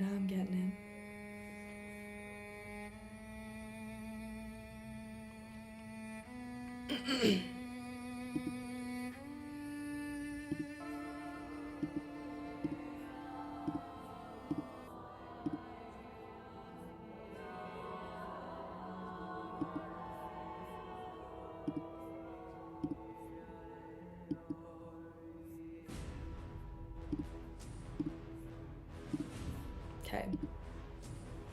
Let's see what's about to happen here. Forrest found her peace from the fool's calm attitude, believing that there weren't any leaks about the Tarot Club, or that the leaks weren't anything important. Hence, like Emlyn, she waited curiously and expectantly for the punishment Mr. Fool would mete out.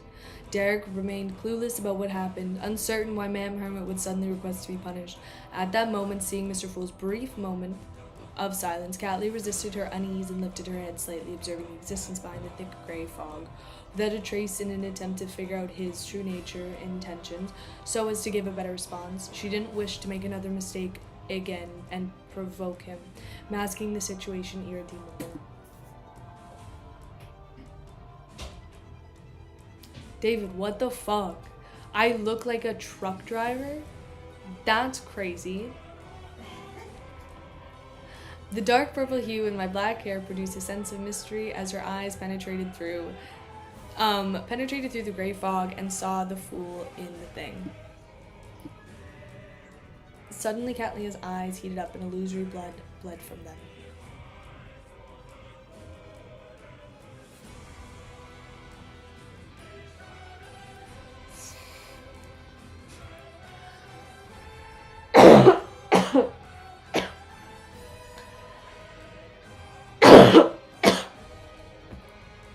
Oh my god.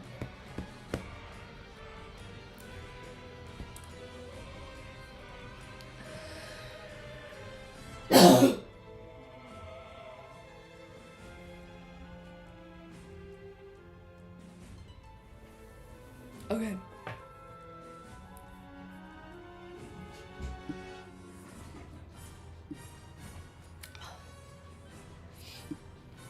Bro. I just had such a bad coughing attack. Okay. Suddenly, Catlia's eyes heated up and illusory blood bled from them. A sinister, terrifying, and depriving language and an indescribable roar sounded in her ears. It instantly filled her sense with extreme pain as her body began to convulse and tremble uncontrollably.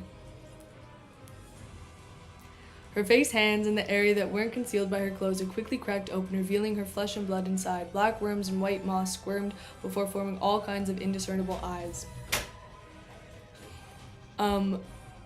Catlia's cries and painful grunts sounded above the gray fog, causing Alger, Emlyn, Forrest and company to, this is crazy, exchange look as though they could sense the pain she was suffering. Meanwhile, the blurry figures turned rather clear, allowing them to see the hermit's mutation.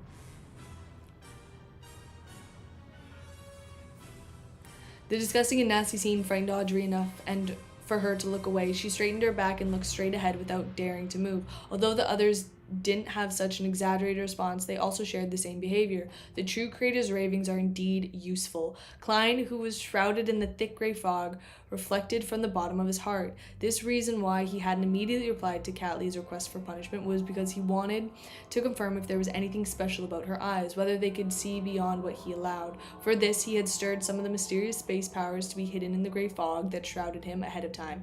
It was to connect anyone who used the Beyonder powers to see through the obstacle tinder. This was equivalent to the owner of the Beyonder powers directly observing the item corrupted by the true creator at a psychic level. Hence, with Klein not using his gray fog to deliberately suppress the influence, Catley naturally heard the true creator's ravings. Her organ, which used the Beyonder powers, was first severely damaged before she was imbued with extreme pain, causing her mutation. If Admiral Stars hadn't tried observing him, then the plan Klein had prepared was to get her to apologize. Every Tarot Club member had also allowed them to discuss a method of punishment in a democratic manner, and regardless of how democratic it was, the major punishment would ultimately be to stir some of the mysterious space powers to connect Catlea to Tinder. After waiting 2 seconds, Klein knew it was enough. He gently lowered his palm, allowing the gray fog to silently replace the true creator's ravings and revert Catlea's mutation. Honestly,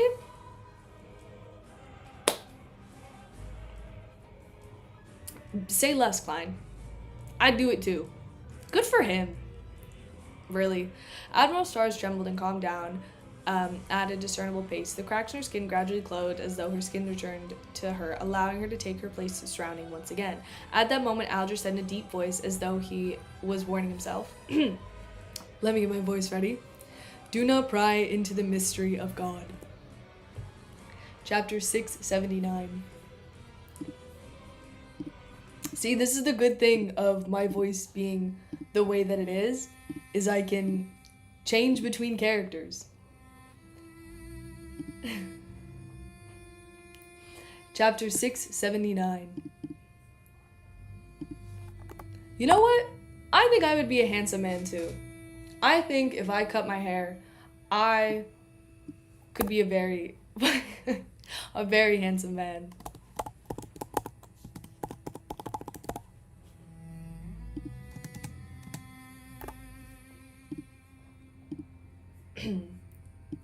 No, Alger's always glazing, and I love that for him. He knows his place, and he does it very well. And he does. I put that in the mirror. I'm gonna do that every time now. 6 in with a bong. Dude, I could just cosplay as Dunn. We both just have, receding hairlines and bad memory. Oh my god. I'm Captain Dunn.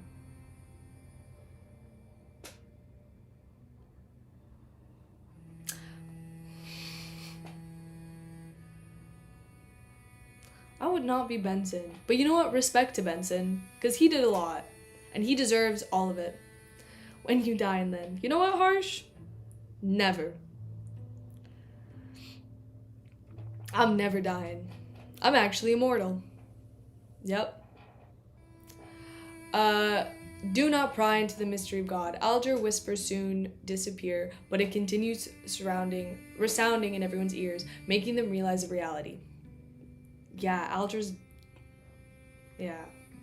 I love it.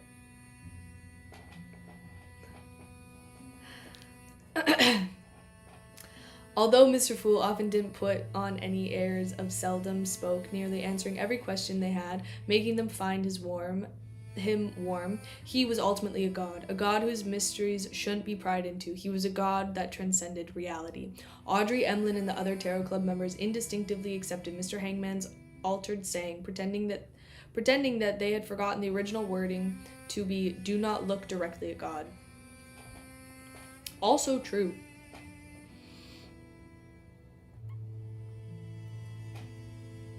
I would not be a curly-haired baboon. I'm so much better than a curly-haired baboon. My hair's not even curly right now. I straightened it.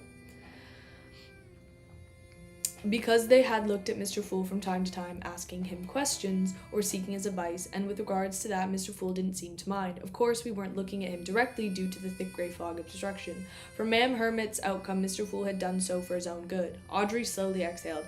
At this moment, the Fool Klein was thinking, Mr. Hangman is working very well in concert. It was prepared to control. I'll go until the end of the tarot meeting, and then I'll finish. Control the world to some... I think I gotta give my voice a minute. To say something similar to complete the final step of the punishment. He originally felt that getting the fake world to say something like, do not lie to God or do not pry into the mysteries of God, would make it somewhat embarrassing in the future. If people were to learn that the so-called blessed or so-called world was actually a smurf of the fool, he would be too embarrassed to face anyone. But later, on second thought, the world had done similar deeds in the past, so he wasn't short of one more. Besides, all he needed to do was not let anyone know, right?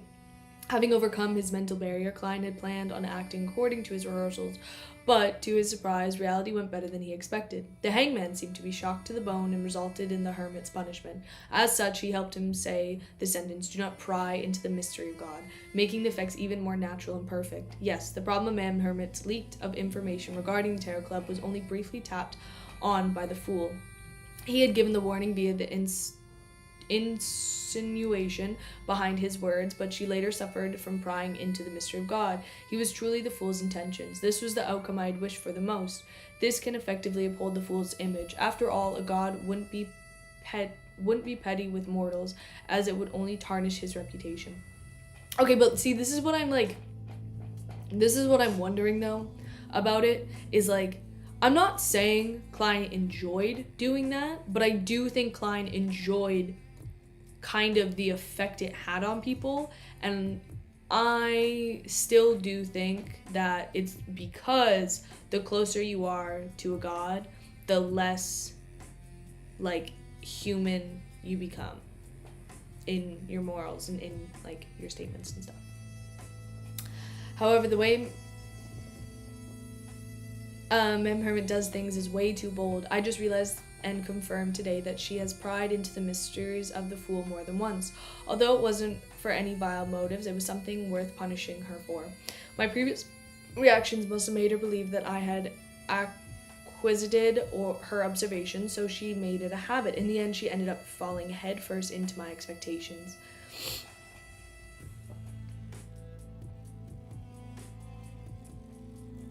Sorry that I'm not where I should be. I'm going as fast as I can. In addition, without fully grasping Mr. Fool's attitude, she directly gave hints to outsiders. Her boldness is obviously extraordinary. This means to show that she hasn't suffered enough in the past. Today's lesson should be enough to drill it into her for a very long period of time. Thinking back to her state in a dream, all of it seems pretty much the expected outcome.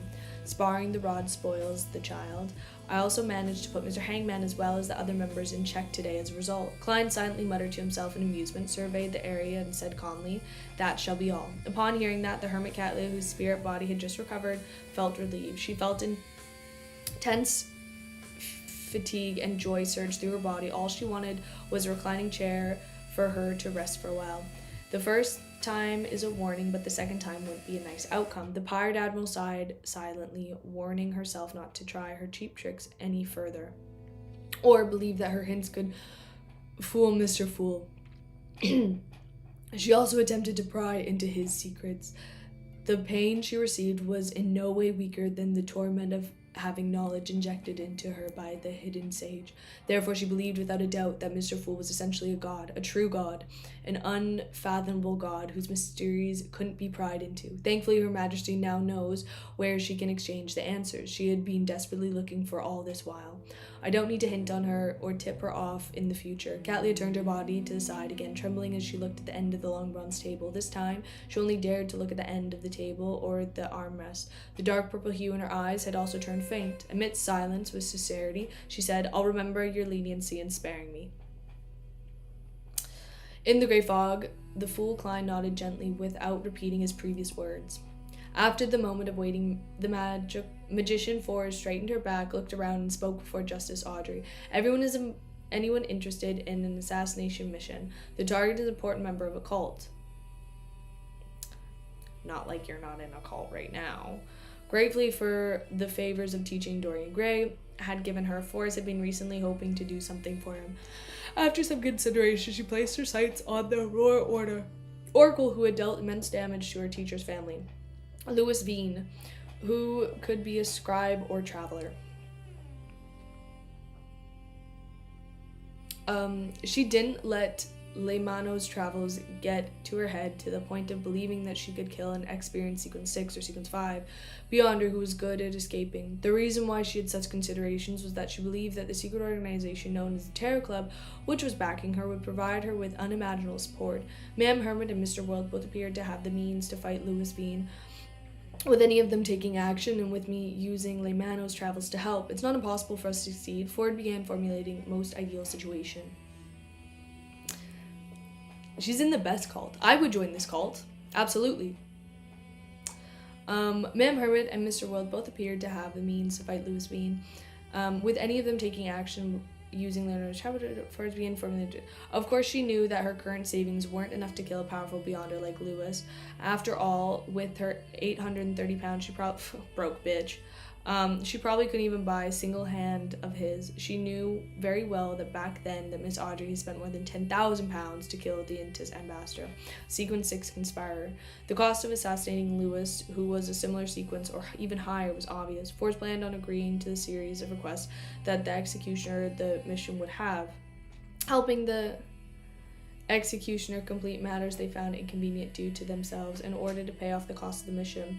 She believed that after obtaining Leymano's travels, she was equipped with the abilities to complete certain difficult tasks. After hearing Miss Magician's request, the Hermit, Cattleya, and the Hangman Alger and Justice Audrey cast their gazes to the world. They believed that the gentleman, who was a unique penchant for hunting beyonders, possessed the necessary strength. I'm not in Backland. However, I can't respond that way, otherwise it would expose the possibility that Mr. Fool only has 2 or 3 blessed to Mr. Hangman and Miss Ma'am Hermit. Klein controlled the world, overcoming his emotions, hoarsely laughed. Where? Which cult? What's his sequence? What unique powers does he have? Mr. World is a little different from before. I can't explain it clearly, but it feels like he's suddenly in a better mood. Perhaps he has recently encountered something worth being happy about. Audrey silently noticed that the difference, and she excitedly imagined what could have recently happened to Mr. World. Forrest happily replied, he's an oracle from the Aurora Order. He's in Backland, formerly a Sequence 6, but he might be a Sequence 5 now. I can't be sure.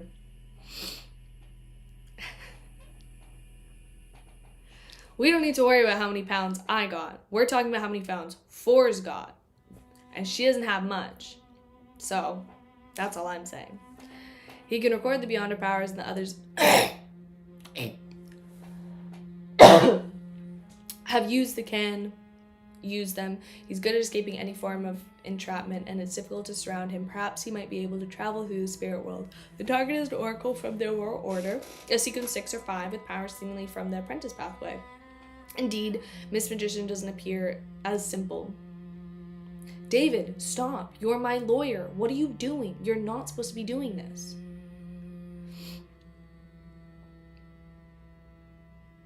Who's Scottish? Scotland! Who's Scottish?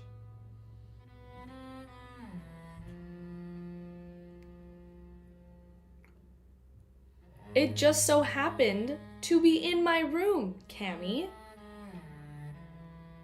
Okay, you know what? I'm done. I'm gonna stop slandering Fours. Heard it here first. I love Fours. She's my favorite character.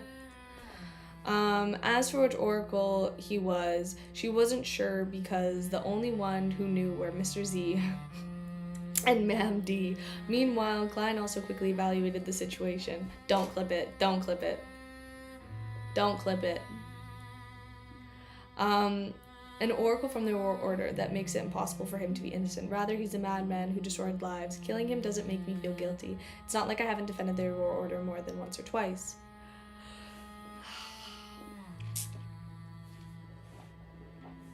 Sequence 6 or 5, that's something I can handle. I've seen something that matches the trait of recording and releasing.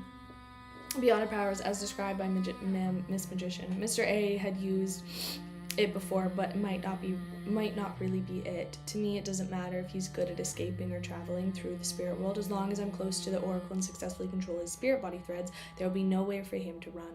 It's hard to tell what happens if the direct clash. I have to quite a solid chance of success. If I sneak attack in, of course, succeeding at the sneak attack is a whole other matter. After some serious consideration, the world looked at the Magician Fours. I can't consider taking the job, but not anytime soon. It will at least be 2 months later. He wasn't sure what the other accents would encounter at sea, so he had rather relaxed in the time period. 2 months later, Fours repeated the same, appearing to be in a deep dilemma. It was too long, besides she wasn't sure how long Lewis would stay in Backland.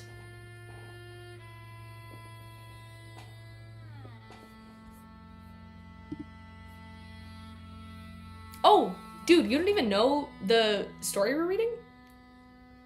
It's not a dark romance book, unfortunately. However, it's just as good, if not better. It's really, really good. I promise you it's really, really good. Yeah.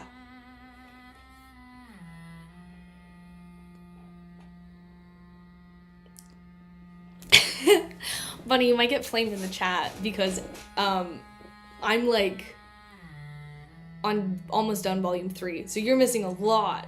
You're jumping in and don't know, but I do highly recommend reading it.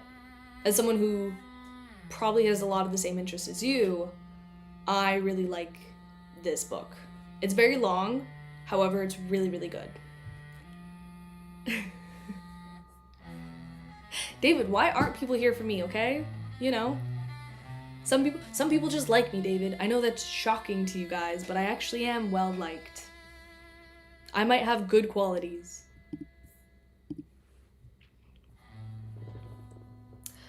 No, but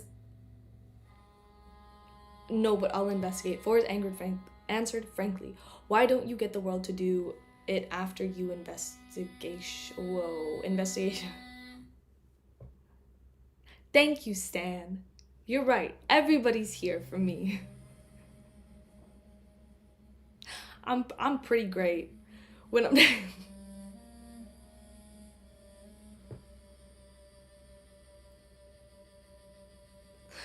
Zen, don't bring up the island. Not when there's new people here. Not as you can see. Thank you.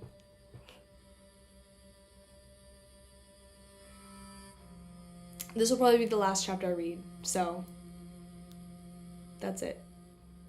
And then I'll be all finished up. No, but I'll investigate. Four is anchored, frankly. Why don't you get the world to do after the investigation? Oh, you know what you can also do, Bunny? So if you want, you can go to my reviews and my theories on what I think has happened in the book if you don't want to read it. They're really, really bad. Actually, maybe don't do that, because I feel like that would confuse you so much more. Is this not end of club, this volume? Or this chapter? Or is there one more chapter with it? Whatever, I'll wait till the end of club. No, but I'll investigate. For Edgar, frankly. Why don't you get the world to do it on your investigations? Bear fruit. Dunn is evil. We don't need to bring up how I thought Dunn was evil. And I didn't think he was evil. I didn't think Dunn was evil. I just didn't trust him. But I also didn't trust anybody at the beginning of the book. 81 is the end of club? Oh my god. That's why Bunny deserves to stay. We need a little wholesome. It's getting mean. Towards me, especially. I mean, you can be mean towards, like, David, or Transparent, or who else? Harsh. But, you know, other than that, that's why Bunny can stay. Why don't you get the world to do after your investigation bear fruit? Mr. Hangman pressed. Yes, but I haven't decided. Fours was somewhat confused, unaware of the reasons as to why Mr. Hangman was asking her all these questions. Alger sneered. If you can confirm the location of the Royal Order oracle location, then why spend a large amount of money to hire someone to kill him? Wouldn't reporting him directly to churches be enough? After the Great Smog, no church is willing to let go of the related clues. He wasn't trying to make the world lose any bonuses instead. He had clearly read the dilemma inside her, believing that there was a higher possibility of her not going through with the request. After all, too many incidences might have happened in 2 months. Therefore, he gave some suggestions to ensure that the matter reached some preliminary agreement. Reporting to the churches, this sounds familiar. Klein was surprised, never expecting Mr. Hangman to say, David, you always get censored. You think things and they get censored. Let's be very honest here. Something like that. While everyone is being infected by Mr. Hangman, has too been infected by us. Klein immediately felt relieved and rather pleased. Report? Fours was momentarily stunned. After a few seconds, she whispered, "That's possible?" The Hangman smiled upon hearing that. "You can do it this way. First, investigate your target and seek out its whereabouts. If you obtain anything in 2 months, then you can hand the matter over to the church. If the matter exceeds 2 months, and when the Mr. World is free, then he can provide you with the help needed. What do you think of that?" Four seriously considered it and said, "Okay. When the time comes, I'll discuss the price with Mr. World." Chapter 680. New Thoughts.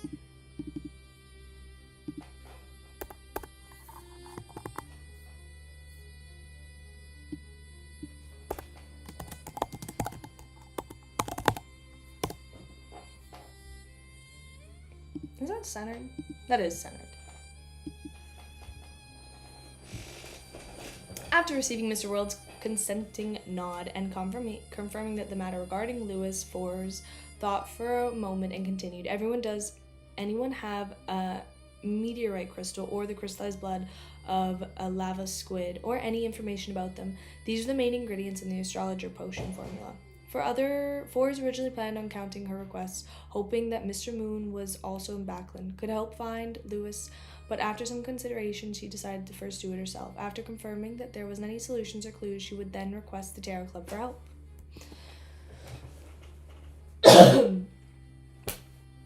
My throat. Meteorite crystal. Lava squid, crystallized blood. Sounds familiar. It's this because I know the seer potion formula. Yes, it's familiar because the seer potion formula's main ingredients is 50 grams of star crystallized in 10 milliliters of lava squid blood. The main ingredient of astrologer, likely the upgraded version of seer. Indeed, the apprentice and seer pathway can be intercharged with the future with this in mind. Klein suddenly had an idea. Since the potion formula of bizarre sorcerer is definitely difficult to obtain, with the 3 options being extremely dangerous, should I consider the other sequence 4 options in the neighboring pathways such as apprentice? Once he had this idea, he brightened up. He felt that most of his predicament had vanished. And for the sequence 4 potion formula of apprentice, the Tarot Club had clues to it. It's the Abraham family behind the magician. With this in mind, the world looked at Miss Magician in a shocked gentleness to her gaze. It left Fours shuddering, suspecting that Mr. World had already formulated a plan to hunt Lewis. At this moment, the fool Klein recalled another problem.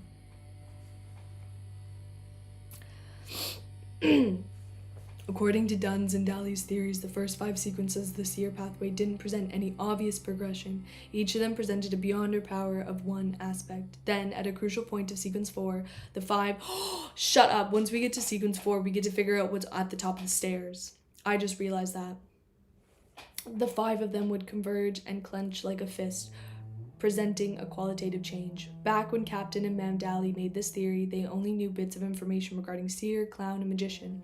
I'm only able to verify this idea from subsequent faceless and marionettes by myself. So, could it be that seer, apprentice, and the possible marauder pathways cannot be interchangeable at sequence 4, but at sequence 3? Klein slowly felt his joy dwindle again. He knew too little and was temporarily unable to make a judgment. All he could do was await Mr. Azek's reply and wait to leave the waters, which were watched by the true creator before contacting Rhodes. As Klein was thinking, he suddenly heard Catlia say, "I have the crystallized blood of lava squid. It will cost 600 pounds. As for the meteorite crystal, I know where to get it from. How many grams do you need?" 600 pounds is a very reasonable price, Ford replied in a pleasant surprise. 60 grams. All right, I'll give them to you within 2 weeks. It will cost another 600 pounds. Catlia said clearly and succinctly. It's resolved just like that. Today's Ma'am Hermit is really proactive and desired to participate, yet she had just been. Forrest quickly nodded. That wouldn't be an issue. I have 830 pounds in savings. That's enough for me to buy the crystallized blood of the lava squid, but in 2 weeks I need to save up nearly 400 pounds. The royalties after the new year will be paid soon. It's about 150 pounds, making me lacking 220. I have a think of way of earning money again. Forrest quickly calculated the financial situation, seeing how Miss Magician took only a minute to gather a main ingredient for her potion, just as Audrey couldn't hold back either. She raised her hand slightly and said, I wish to obtain the complete pituitary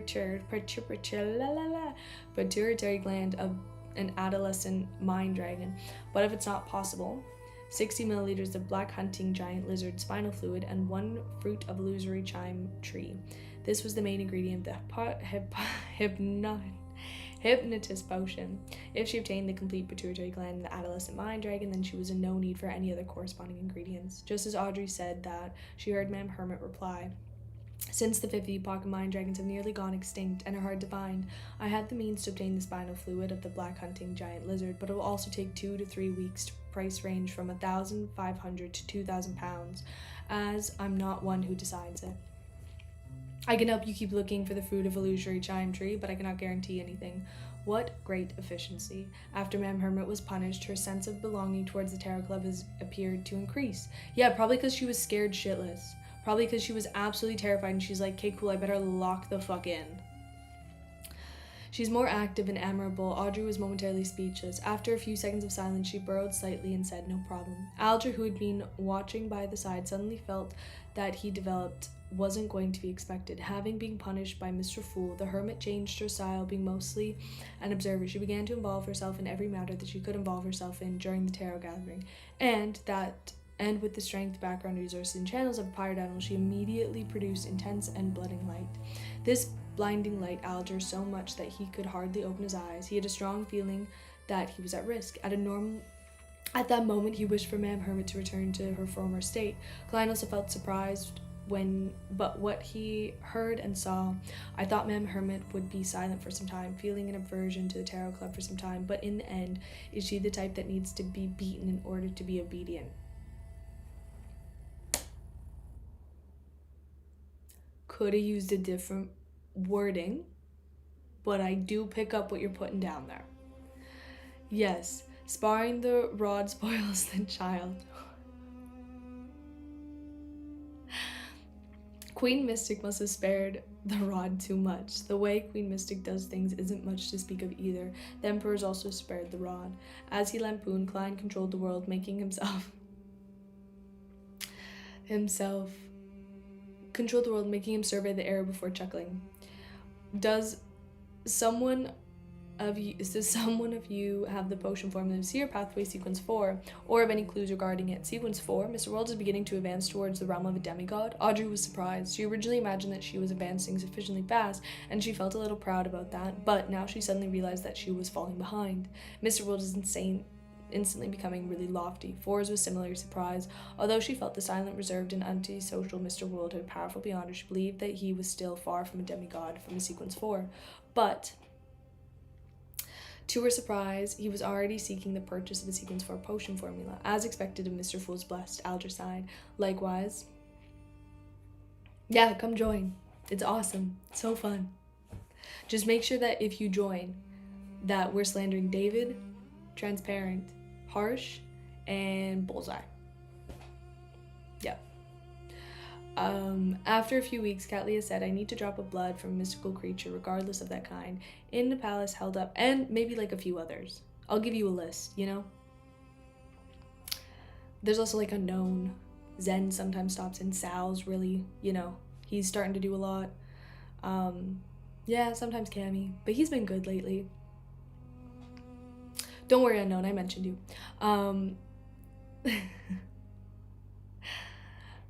After a few seconds, Catlia said, I need to drop a blood of mystical creatures, regardless of the kind, in the place held up by the stone columns. Silence suddenly.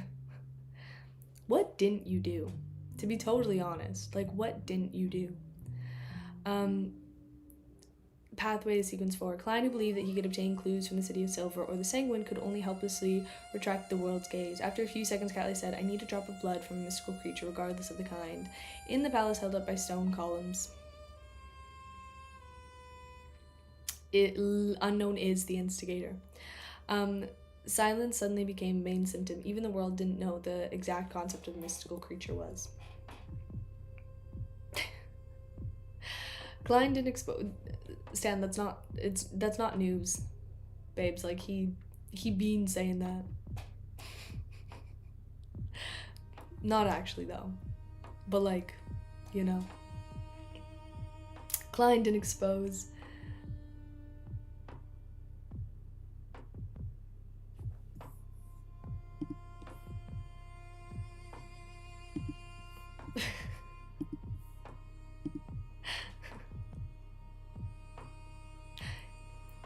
Cammy, you shame me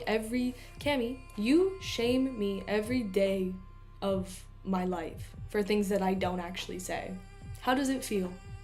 How does it feel? The only reason why she made the request was an expression of her attitude of being integrated with the tarot club and Fool. She believed that she was better than trembling and being apprehensive at eliminating the artifacts of what had happened. I don't deserve anything.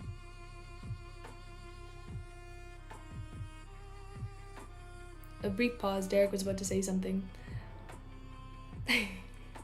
What'd you say? Derek was about to say something, but Emlyn spoke out ahead of him. The Sanguine Baron chuckled.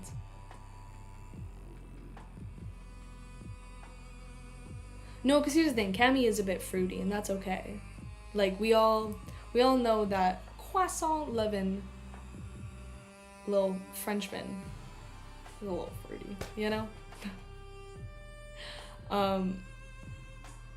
The request for a row is clear. He wants the Sun Sequence 6 Notary Potion formula.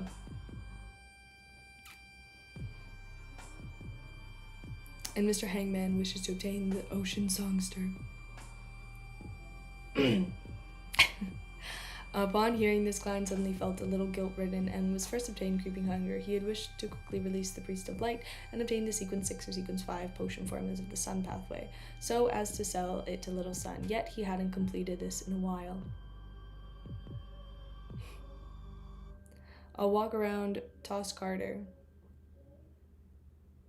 Appeared tonight.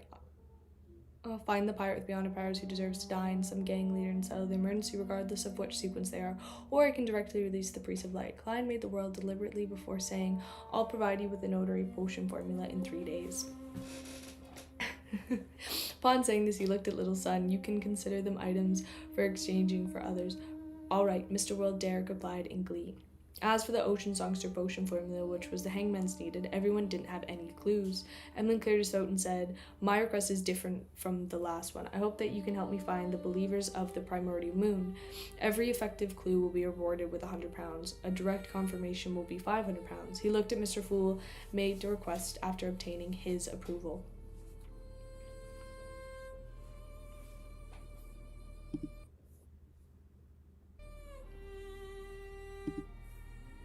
No, we don't talk about that.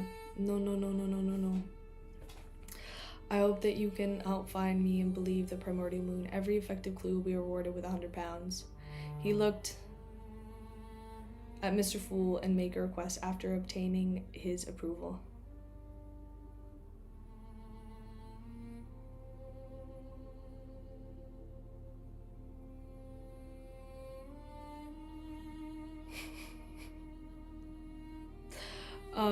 He conjured 5 things that resembled bounty notes. Each person received a set of 5 bounties. He and Derek didn't have one. Klein controlled the world to pick it up casually, browse through it. Gallus, Kevin, Dandy, Lara, Winston, Burring, Argos. They aren't weak at all. At the very least, they're equivalent to recently born vampires. He silently muttered to himself and memorized the corresponding information. After completing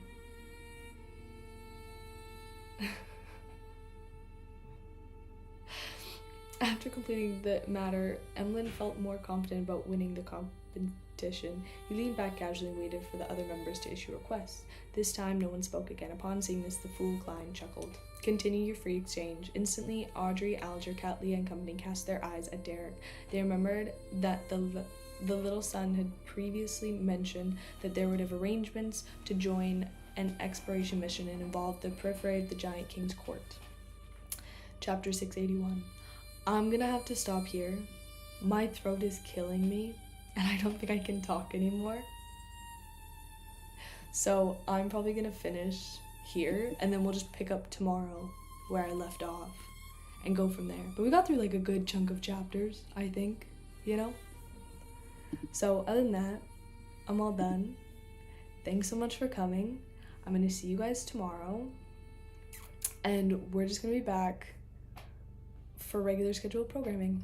So bye-bye. Have a wonderful rest of your night or day or sleep or wherever you're at, and I will see you guys next time.